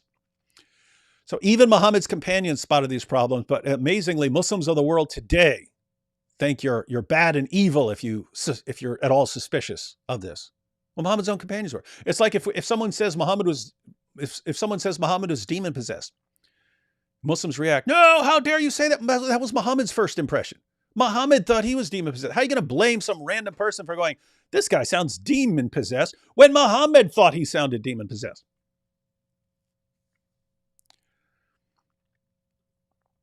Super chat. Oh, no comment. Thank you, Mimi. I'm not reading this guy's comments anymore.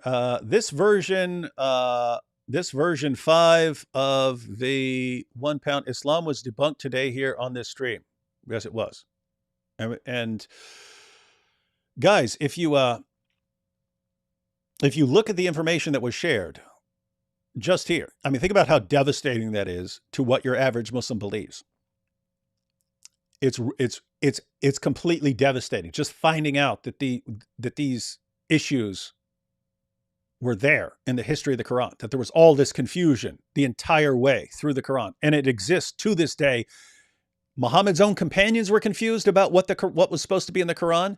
You had all these decisions made by people who were not prophets along the way, but they just decide, oh, we'll stick with these 7. No, that's not enough. Let's go with these 10. You have all these decisions along the way, and then you have Sheikh Yasser Qadi, who wrote the book on the sciences of the Quran. And he's saying, our greatest scholars cannot make sense of this stuff. Our greatest scholars. That's completely devastating to a Muslim who thinks it's all completely clear, cut and dry, one Quran, that's the way it is. It's devastating. But guess what? This one stream, not enough. Need a bunch of them, need to keep using it. People need to learn the information and keep sharing it. Oh, this is a good idea. I don't know how I'll work this into a title, but don't call it shorts, call it Aisha-sized videos. That's actually good. Aisha-sized videos, meaning short videos. But then if we're making it Aisha-sized videos, we'd have to make them all like 9 seconds. Or I guess I could say, to correspond to the 9, we'll make it 9. Every video has to be 9 minutes or less. It has to be under 9 minutes. That'd be good. That'd be a good little joke. I might do that. I'm going to think about it. God bless you, brother David, for your unrelenting work in exposing the lies of those serpents. They have nothing. That's why they never talk about the Quran. That's true. They have nothing. Guys, the reason they cannot stop using lies to prop up their religion is because they know they got a problem. They know they got a problem. And we can't let them get away with it. And it's hard. It's real hard. It takes a long time. It does work. It may take 10 years, 15 years to expose a lie to where the actual Muslim community starts catching on. It works. It works. You just got to keep at it. I was going to give AP shekels to buy a new Lambo, but I guess those will go for David's brother now to rebuild his Muay Thai madrasa. Yeah, that will. Yeah, AP doesn't need another Lambo. Running Decade says, of all the arguments against Islam, which one do you think makes more Muslims get doubts and leave the religion? And what's the strongest one? Is it the same? Now, Running Decade, we actually have some intel on this, but I'm not sure it's decisive, but it's relevant. But years ago, I don't have it right here. AP actually has the screenshot. Years ago, Muhammad Hijab did a poll. He asked Muslims, of all the reasons for doubting your religion, so he's talking to Muslims here. Hey, you Muslims, when you Muslims start to doubt your religion, saying, so you're still Muslims, you're not apostates, but you Muslims, when you start to doubt your religion, what is it that's causing your doubts? Is it because someone's making some strong case for another religion? Or is it because people are attacking the existence of God? Or because people are showing you that the Quran conflicts with science? Or is it problems with Muhammad's morality? I forget the exact examples, but he gave a selection. And by far the biggest answer was problems with Muhammad's character. Now, the reason I say this isn't decisive is he didn't put problems with the preservation of the Quran or something on there. In other words, he didn't put like the collapse of Dawah arguments or something on there. So I don't know exactly how that would rank. If you're talking about arguments that are, different people have different arguments that they like I like the Islamic dilemma. I can't say that that's the most effective argument against Islam. It's just the one I like best. But it's for a variety of reasons. We know that problems with Muhammad's character cause a lot of doubts in the Muslim community. So if you wanted to say what's going to be most effective in causing Muslims to doubt, we have reasons to think that problems with Muhammad's character, and so this would be things like Muhammad having sex with a 9-year-old girl, Muhammad taking the wife of his own adopted son, and after causing the divorce by lusting after her, Muhammad telling his followers they can have up to 4 wives when he got 9. Things like this, problems with Muhammad. We know that is among the biggest. I'm not sure because Hijab didn't do a poll on the collapse of these Dawah arguments or finding out that their scholars are a bunch of liars. I don't know how that would rank. But I would say if you wanted to pick one, probably go with problems with Muhammad. But I would say this is important enough, given how it exposes the lies, that you should probably be going to this one. So I would, if I were you and I was trying to think what is going to be most effective, I would learn 1 or 2 problems with Muhammad, share those widely, and learn a couple of these problems with the Quran and share that widely. Call your shorts channel up the Puba's shorts. Oh, make it about him. Up the peace be upon him shorts. Up the Puba's shorts. Why don't we hear more about Dan Gibson's theory about Muslims facing the wrong direction when praying? Watch The Sacred City and read his books. Yeah, so the issue there is, according to Dan Gibson, early mosques were facing a different city. So they're supposed to be facing Mecca, so that when you line up to pray, you're actually, even though you're in a mosque in some other country, you're still facing Mecca. Dan Gibson has argued that the early mosques are facing a different place. They're facing Petra. So this calls into question the history of early Islam. I can't talk about, I can't say what other people think. Me personally, it's a situation where I would want to verify it. So in other words, I would want to be actually looking up latitude and longitude coordinates and stuff like this and verifying everything. And even then the implication, when I think what the takeaway is, if you believed that these mosques were facing a different city, the conclusion would not be necessarily that Islam is false. The conclusion would be that some of the early history of Islam was rewritten to make it Mecca-centric, let's say, to make Mecca the center. It wouldn't necessarily mean that Islam isn't about Muhammad, or you don't have to believe in Muhammad. It would just mean that people, some of the early guys rewrote it and changed it to Mecca. So the point is, it would cause problems for them explaining. It would cause problems for them. It would cause doubts if that much of their religion was rewritten. But it wouldn't necessarily falsify Islam. So I tend to focus on things that I think are falsifying Islam. But this can be, what Dan Gibson has argued, can be combined with more skeptical approaches of people like Jay Smith and Robert Spencer, who don't just have that issue. They think that the entire early history of Islam was all fabricated. But that's a very expanded argument. And here we have Beatrice. Why not videos in Arabic? What do you mean? Why am I not making videos in Arabic? Or why aren't they making videos in Arabic? I'm not making videos in Arabic because I don't speak Arabic. Now, if you're asking why Jai and Daughter of Christ don't make videos in Arabic, they may. I don't know. But that's not my call.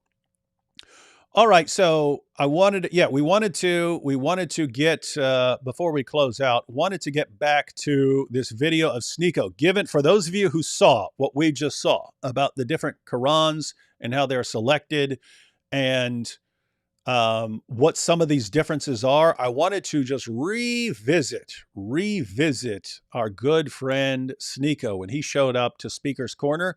And Sneeko shares what he's been learning from the Dawah guys.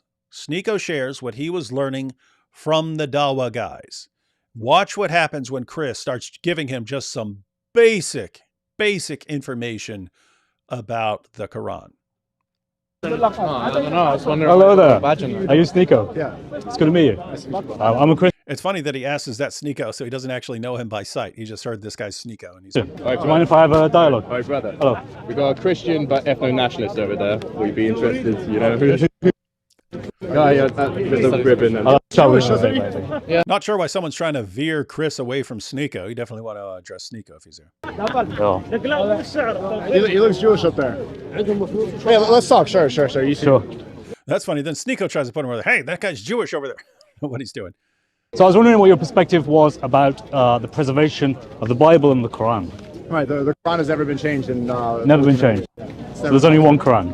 Yeah, there's only one version of the Quran. Only one version of the Quran. Yeah, and since then, like, people have been able to recite it, even if all the Qurans were burned, we'd be able to. Right. Because the oral. Do you hear every single thing he just said? It is standard Dawah script. This is why it's a problem, ladies and gentlemen. This is why it's a massive problem. Everything Sneeko just said is like the first thing that Dawah guys will feed to to either a person they're trying to get to convert or a person who has converted. Only one Quran. If you destroyed every Quran in the world, they'd be able to put it back together just from memory because so many people have it memorized. It's all complete, insane, idiotic nonsense. It's lie. But this is what they feed to them anyway. Now, let me back that up slightly just so we don't miss anything that's been said. But my goodness, watch what happens to Sneeko here. Yeah, and since then, like, people have been able to recite it, even if all the Qurans were burned, we'd be able to. Right. Because the oral tradition, you know exactly what it is, so you can recite it. Oh, I can't recite it, but people can memorize it. Yeah. Right. Yeah, brothers can. So do you accept that there's 10 qira'at of the Quran, 10 different readings? Sure. Do you accept that there are 10 different readings? Sure. Sneeko has no clue what he's talking about. He's about to say that this is the first time hearing about this, but he just says, sure. That's some sort of personality thing. I've heard that Sneeko's like this. You can just start saying things and he'll just agree. Yeah, sure. Great point. Yeah. Ooh, you've given me a lot to think about. But I mean, he just said one Quran. Then this guy says, but what about the 10 Qira'at? Oh yeah, sure. Let me back that up. This is amazing stuff. Oh, I can't recite it, but people can memorize it. Yeah. Right. Yeah, brothers can. So do you accept that there's 10 qira'at of the Quran, 10 different readings? Sure. Okay, but those 10 different readings are obviously different, right? Okay. So if Sneeko just said only one Quran. If all the Qurans in the world disappeared, we could put it together because there's only one Quran. He made the claim. He heard from the Dawah guys. Then Chris says, do you accept that there are 10 Qira'at? Sure. Do you accept that there are differences? Okay. It's amazing stuff. There's 10 qira'at. You know what this reminds me of? Sneeko was on with Destiny, and Sneeko now is a defender of child marriage because Muhammad taught it and he defends it. But then when he was live with Destiny, he had all the building blocks in his head. As Destiny's asking him questions about why pedophilia would be wrong, everything Sneeko said would make Muhammad wrong. He's saying children are not capable of consent, things like this. And it's everything you would need to condemn Muhammad, and yet he's accepting all of this. He's accepting everything that's it's like what he's doing here. Only one Quran. Okay, do you accept that there are 10 different Qira'at? Yeah. Do you accept that there are differences? Sure. I don't know what to do. Like what do you do when someone has a belief in their head and you actually show them and they agree with you? Yes. Here are all the things that show that is false. And yet I agree with both of them. It's weird thinking. Of the Quran, 10 different readings. Sure. Okay, but those 10 different readings are obviously different, right? Okay. So if they're different, then there's not one Quran, there's 10 Qurans. Okay. So there are 10 Qurans. Okay. There's one Quran. That's right. There's one Quran. Hey, so there are 10 Qurans. Okay. This is amazing. I don't know what to do. I don't even know what to do here. Once you've thrown out basic logic and you are willing to accept the idea that, yes, I can have in my head that child marriage is perfectly acceptable and that child marriage is a horrible abomination and should be punished. Once you can accept there's only one Quran perfectly preserved and simultaneously there are 10 Qurans and they're different and you don't see a problem, I don't know what to do. It's like having an argument or discussion with someone where you're trying to prove something. Believing in logic is kind of like the price of admission. Like if you don't believe in logic, if you believe contradictions are okay, then how do you even proceed? Because you could prove that someone is completely wrong. If the person just says, okay, you're right, when you show that he's completely wrong and he still believes whatever he says that you've just proven wrong, he just believes both. Like what do you even do at that point? But that's Dawah. You take that back, there's only one Quran? That's the first time I've heard that. Well, no, well, I mean, I said it to you, you accepted it, so I assume you know about it, right? You're not just taking my word for it. What are the 10 versions?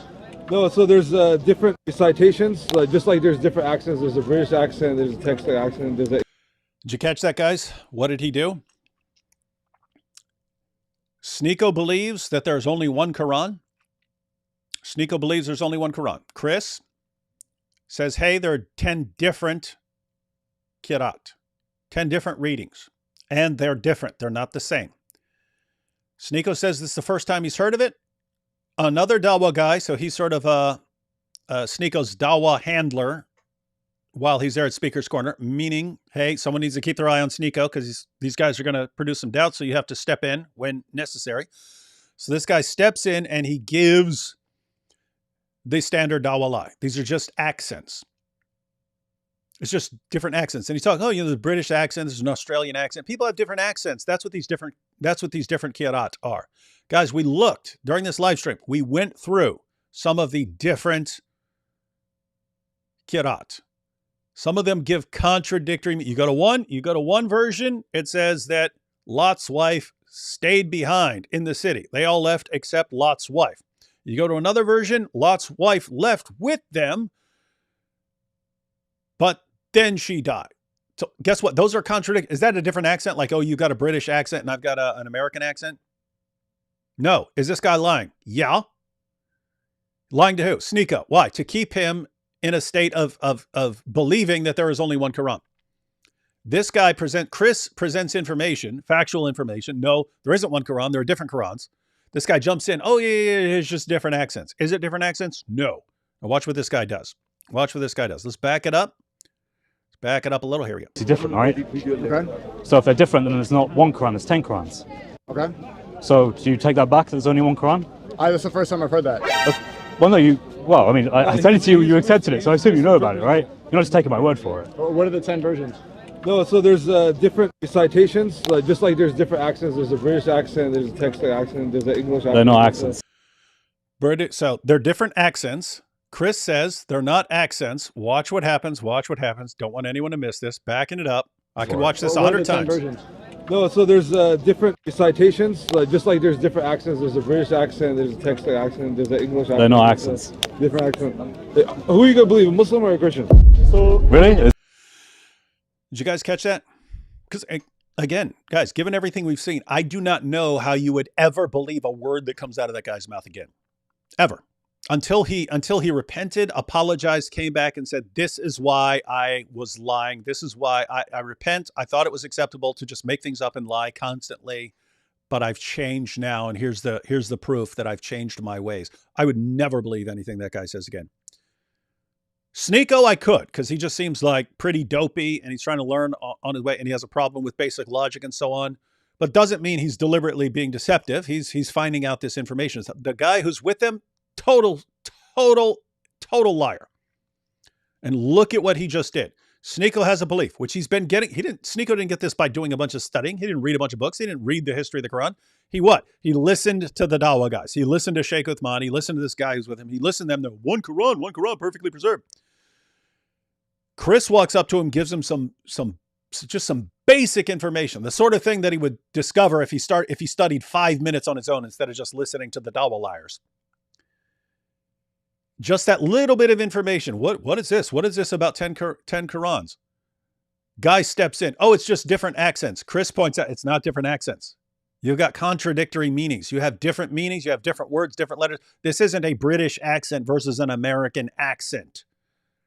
It's different meanings of different verses, different words, different letters. And what's the guy say? Who are you going to believe, a Christian or a Muslim? What's the takeaway? Sneeko is being trained not to listen to the people who are telling him the truth. He's being conditioned to only listen to liars. Shame on you if you don't listen to a liar. You can only listen to liars.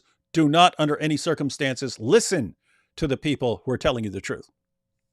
And that's part of Dawah. You get someone, deceive them, and then rapidly condition them to not listen to anyone who tells them the truth. This is Dawah. This is Dawah in a nutshell.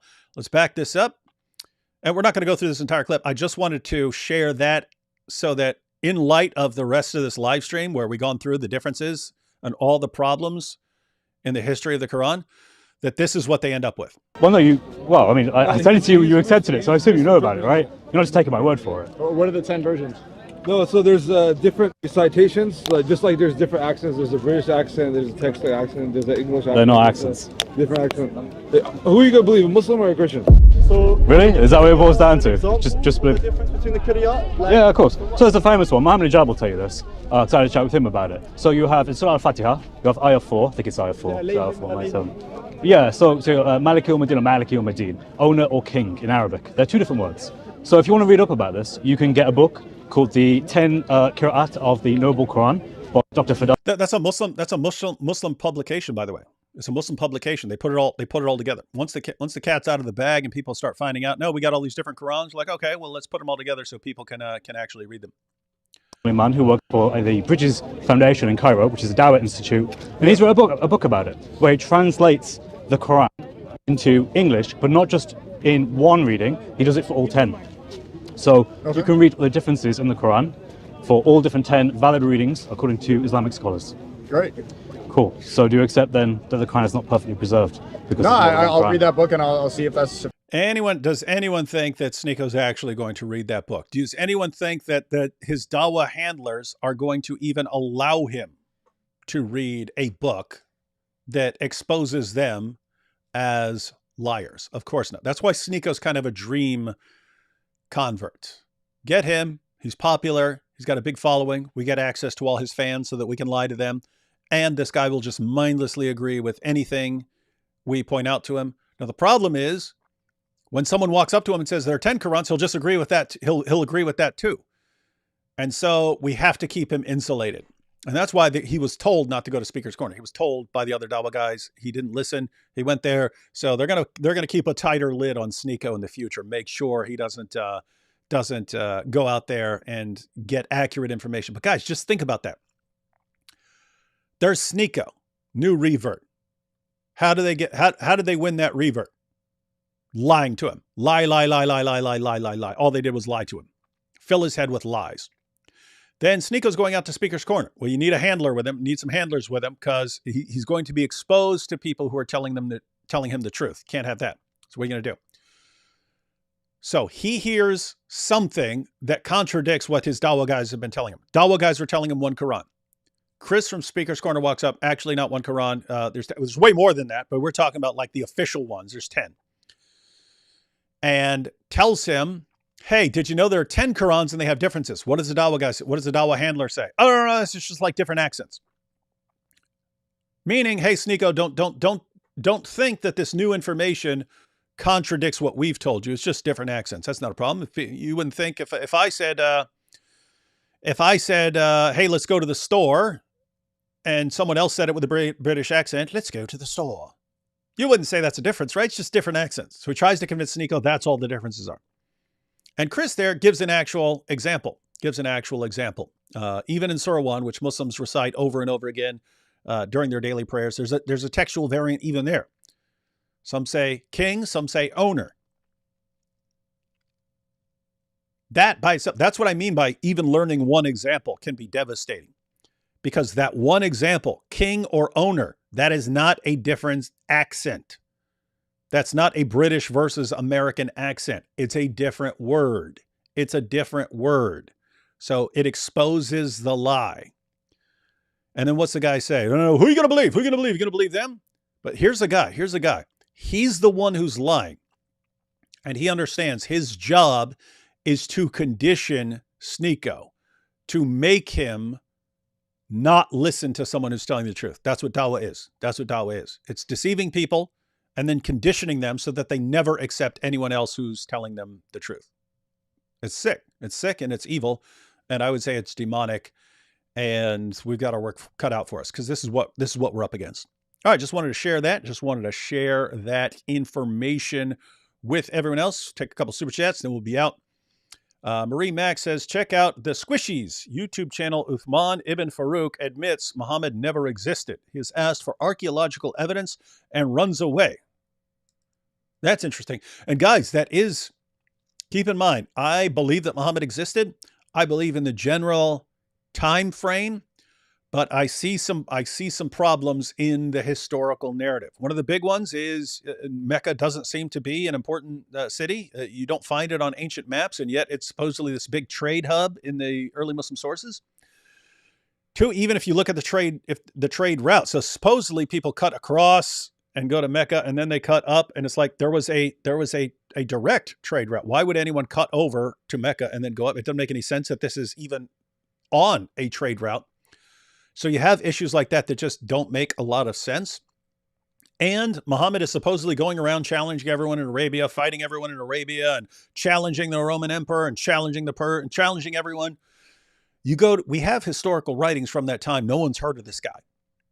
He's not an issue. According to Muhammad, according to the Muslim sources, the entire world's panicking about this new Arabian prophet. What are we going to do about this Arabian prophet? Oh, he's going to take over the world. We all know he's a true prophet because we're all reading our sources and we know he's a true prophet. You go to the sources of the time, no one's ever heard of the guy. So there are problems. There are problems. I still believe he existed because I'm looking at other historical principles, like the principle of embarrassment. If you were a later leader and you decide you want to invent a religion, there's lots of stuff in the Muslim sources that make no sense for someone to invent. It's a principle of embarrassment. If you're going to invent things, you're going to invent things that help your case, not things that hurt your case.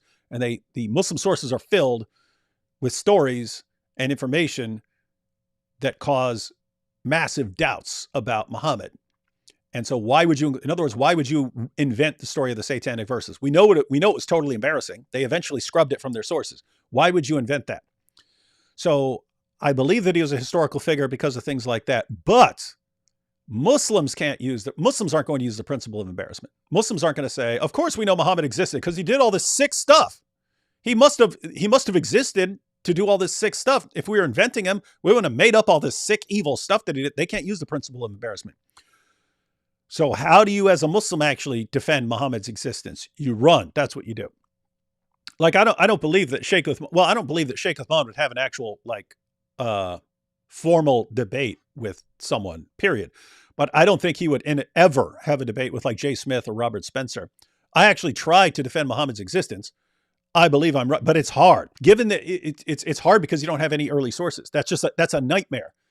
And this is the case elsewhere in history. You don't always have early sources for someone, but it makes it really hard to argue. You have to rely on secondary historical principles and so on. So it's a hard case to make. And if you don't have something like the principle of embarrassment, I don't know how you could argue that Muhammad even existed, or at least that he was like what you think of as Muhammad. So yeah, it's a problem. Would not be surprised to have Sheikh Uthman run away. And I don't think you'll have any of the Dawah guys willing to debate that with someone like Robert Spencer or Jay Smith. Dawah guys, prove me wrong. Prove me wrong. Prove me wrong. I defend the existence of Muhammad more than the Dawah guys do. And that's a weird situation. They can't do it. Sneeko tried to pull perfect preservation in the debate with Destiny. Really? I haven't watched that full discussion. I only watched the part with about child brides. He tried to pull... Wait a minute. Miss Weasel. Sneeko tried to pull the perfect preservation in his debate with Destiny. So let me get this straight. I want to find this. Someone send me the link if you can, or the timestamp. Someone send me the timestamp from the video with Destiny if you can. Because if Sneeko did that after going to Speaker's Corner, that's a character issue, right? That's not a knowledge issue. If he went to Speaker's Corner, talked to Chris said, I'll give you an example of a difference between two Qurans, and there are lots of them. And there are different Qurans. Therefore, people who are telling you one Quran have been lying to you. If Sneeko heard that, and then later goes with Destiny and says, yep, perfect preservation right down to the letter, that's a problem. That's a problem. That would give me a more negative view of Sneeko. Keep in mind, so I've never viewed Sneeko as like evil. He seems like a young guy who got really popular and did what lots of young guys would do if they got extreme popularity. Used it, lots of money, go around messing around with lots of girls. I get all that. It means you got too famous to handle for young. It's bad. It's bad if you're a young guy and you get too famous. You get messed up. But that doesn't mean that you're like an evil deceiver or something like that. And with his comments about Christianity and Islam, it's okay. He's really gullible. He's really gullible. Anytime some Dawah guy comes along and tells him something, he just mindlessly agrees with it, even if it's obviously stupid and wrong. He says things when he has no clue what he's talking about. So, oh, the book of the Council of Nicaea was taken out of the Bible. And he has no clue what he's talking about. And he babbles about things that he has no clue what he's talking about. So you've got these kinds of problems. But if he's the person who can find out that he was lied to, and then he will still go and spread it, that changes things. So yeah, I'd want to see that. Might want to actually cover that in a live stream or make a video out of it or something. I've got Ian here. No comment, but thank you, Ian. Reading books. What are you, a weakling? A female? Yeah, that would be the Andrew Tate said that reading books is for losers. Apostate Joe Smith said, peace be upon me, and add this to your translation fund. If that doesn't work out, just hit me up. I have a rock and a hat, and I'm not afraid to use them. What translation fund are you talking about? Kitab al-Masahif? Ibn Abi Daud? Yeah, I need to basically find, and I have had some people along the way who said they could do it. I've never really pursued it very much. It is something I want to do before I'm dead. I want to get, just because this was something that me and Nabil agreed a long time ago. You're talking like 2007, 2008, somewhere in there. We said one of our life's goals is to get Kitab al-Masahif translated. I would like someone else to actually do that, like some publication company to actually go out and do that. If it does not happen, it's something I have to do. Just, it's a matter of personal honor thing. We agreed we were going to do it, and it hasn't happened yet. But yeah, I need a team. You'd want actual professional translators, so you don't want just some random guys, because the meaning of Arabic words and phrases can change or be modified over time. So you don't want just someone who knows Arabic doing the translation. They can get things wrong. So you need someone who actually knows like the Arabic of that time and so on, and probably a team so they can check it. You need the whole translation done. But I have had people saying they could put it together. But yeah, I'd have to do it. I'll probably at some point get a team. I don't know if that's going to be 3 people, 5 people, or 7 people or whatever who are going to work on the translation. But I'll find out what it's going to cost. Like how much it's going to cost for you to translate this entire thing and then get this in print, and then probably do a fundraiser and get the whole thing covered, and then we all have it. It'd be cool too, because then we can just release it on the internet and also have it in hard copy for people who want a hard copy. And let's see, Z-Beam, thanks for the last super chat here. Rap artist from Australia would love to create a rap song with you. Put some bite-sized apologetics to get the truth out there. Sample song on my channel. That is Z-Beam. I'm going to take a screenshot there. Not everyone who says they're a rapper is a good rapper, but yeah, wouldn't mind being in some songs. Wouldn't mind some cool apologetic songs, especially involving Prophet Muhammad, doing some fresh rhymes. So yeah, we can work on something. All right, guys. So yeah, wanted to get this out with, there's, mentioned this a bit earlier, but there are people like me, and I can quote the Muslim sources on the history of the Quran. As far as different qira'at, I can look at look at the translations and so on, but to have people break down the Arabic, that's where you need people like Jai and Daughter of Christ and so on. Lots of other. You have the channels like Rob Christian and Christian Prince and so on, and they can do this stuff. But needs to be a lot of this. Needs to be a lot of exposing the differences in the Quran, because we want every lie of every Dawah guy to break down. We want them all exposed, and we got to be relentless. All right. What is this? Oh, I'm sorry. I was looking at some of the other comments. I thought they were directed towards me. It wasn't. All right, ladies and gentlemen. I think I'll be back with Robert tomorrow for This Week in Jihad. I think AP wants to go live on Thursday. We'll see what happens. I actually have some clips that I got ready for Sunday. Had some clips that I got ready for Sunday of some current events that I wanted to go through, and we ended up covering Bishop Marmari Emmanuel, because he came back that day and had no idea, so we went through his sermon and so on. I'm going to see if AP can fit it into a schedule to go through some of those clips, because some of those were kind of time sensitive. In other words, it's like circulating news that I would like to discuss. So we'll see when we can fit that in. All right, everyone. Again, go back through that presentation. Either, if you have the time, learn that stuff in general, even look up some of the sources and so on, become masters of that material. If you don't have time to learn all that material, learn something. Focus on learning one thing. What the information in one screenshot, the information about one verse, and share that. A bunch of people learning one thing and sharing it makes a world of difference. So whatever time you have available to you, whatever your level of knowledge, you can help expose the Dawah. All right. Should I play the song? I'm going to play the song. Ain't gonna follow no child molester, sex offender, private pretender. Ain't gonna follow no child molester. Islam's not for me. Islam's not for me. Islam's not for me. Catch y'all next time.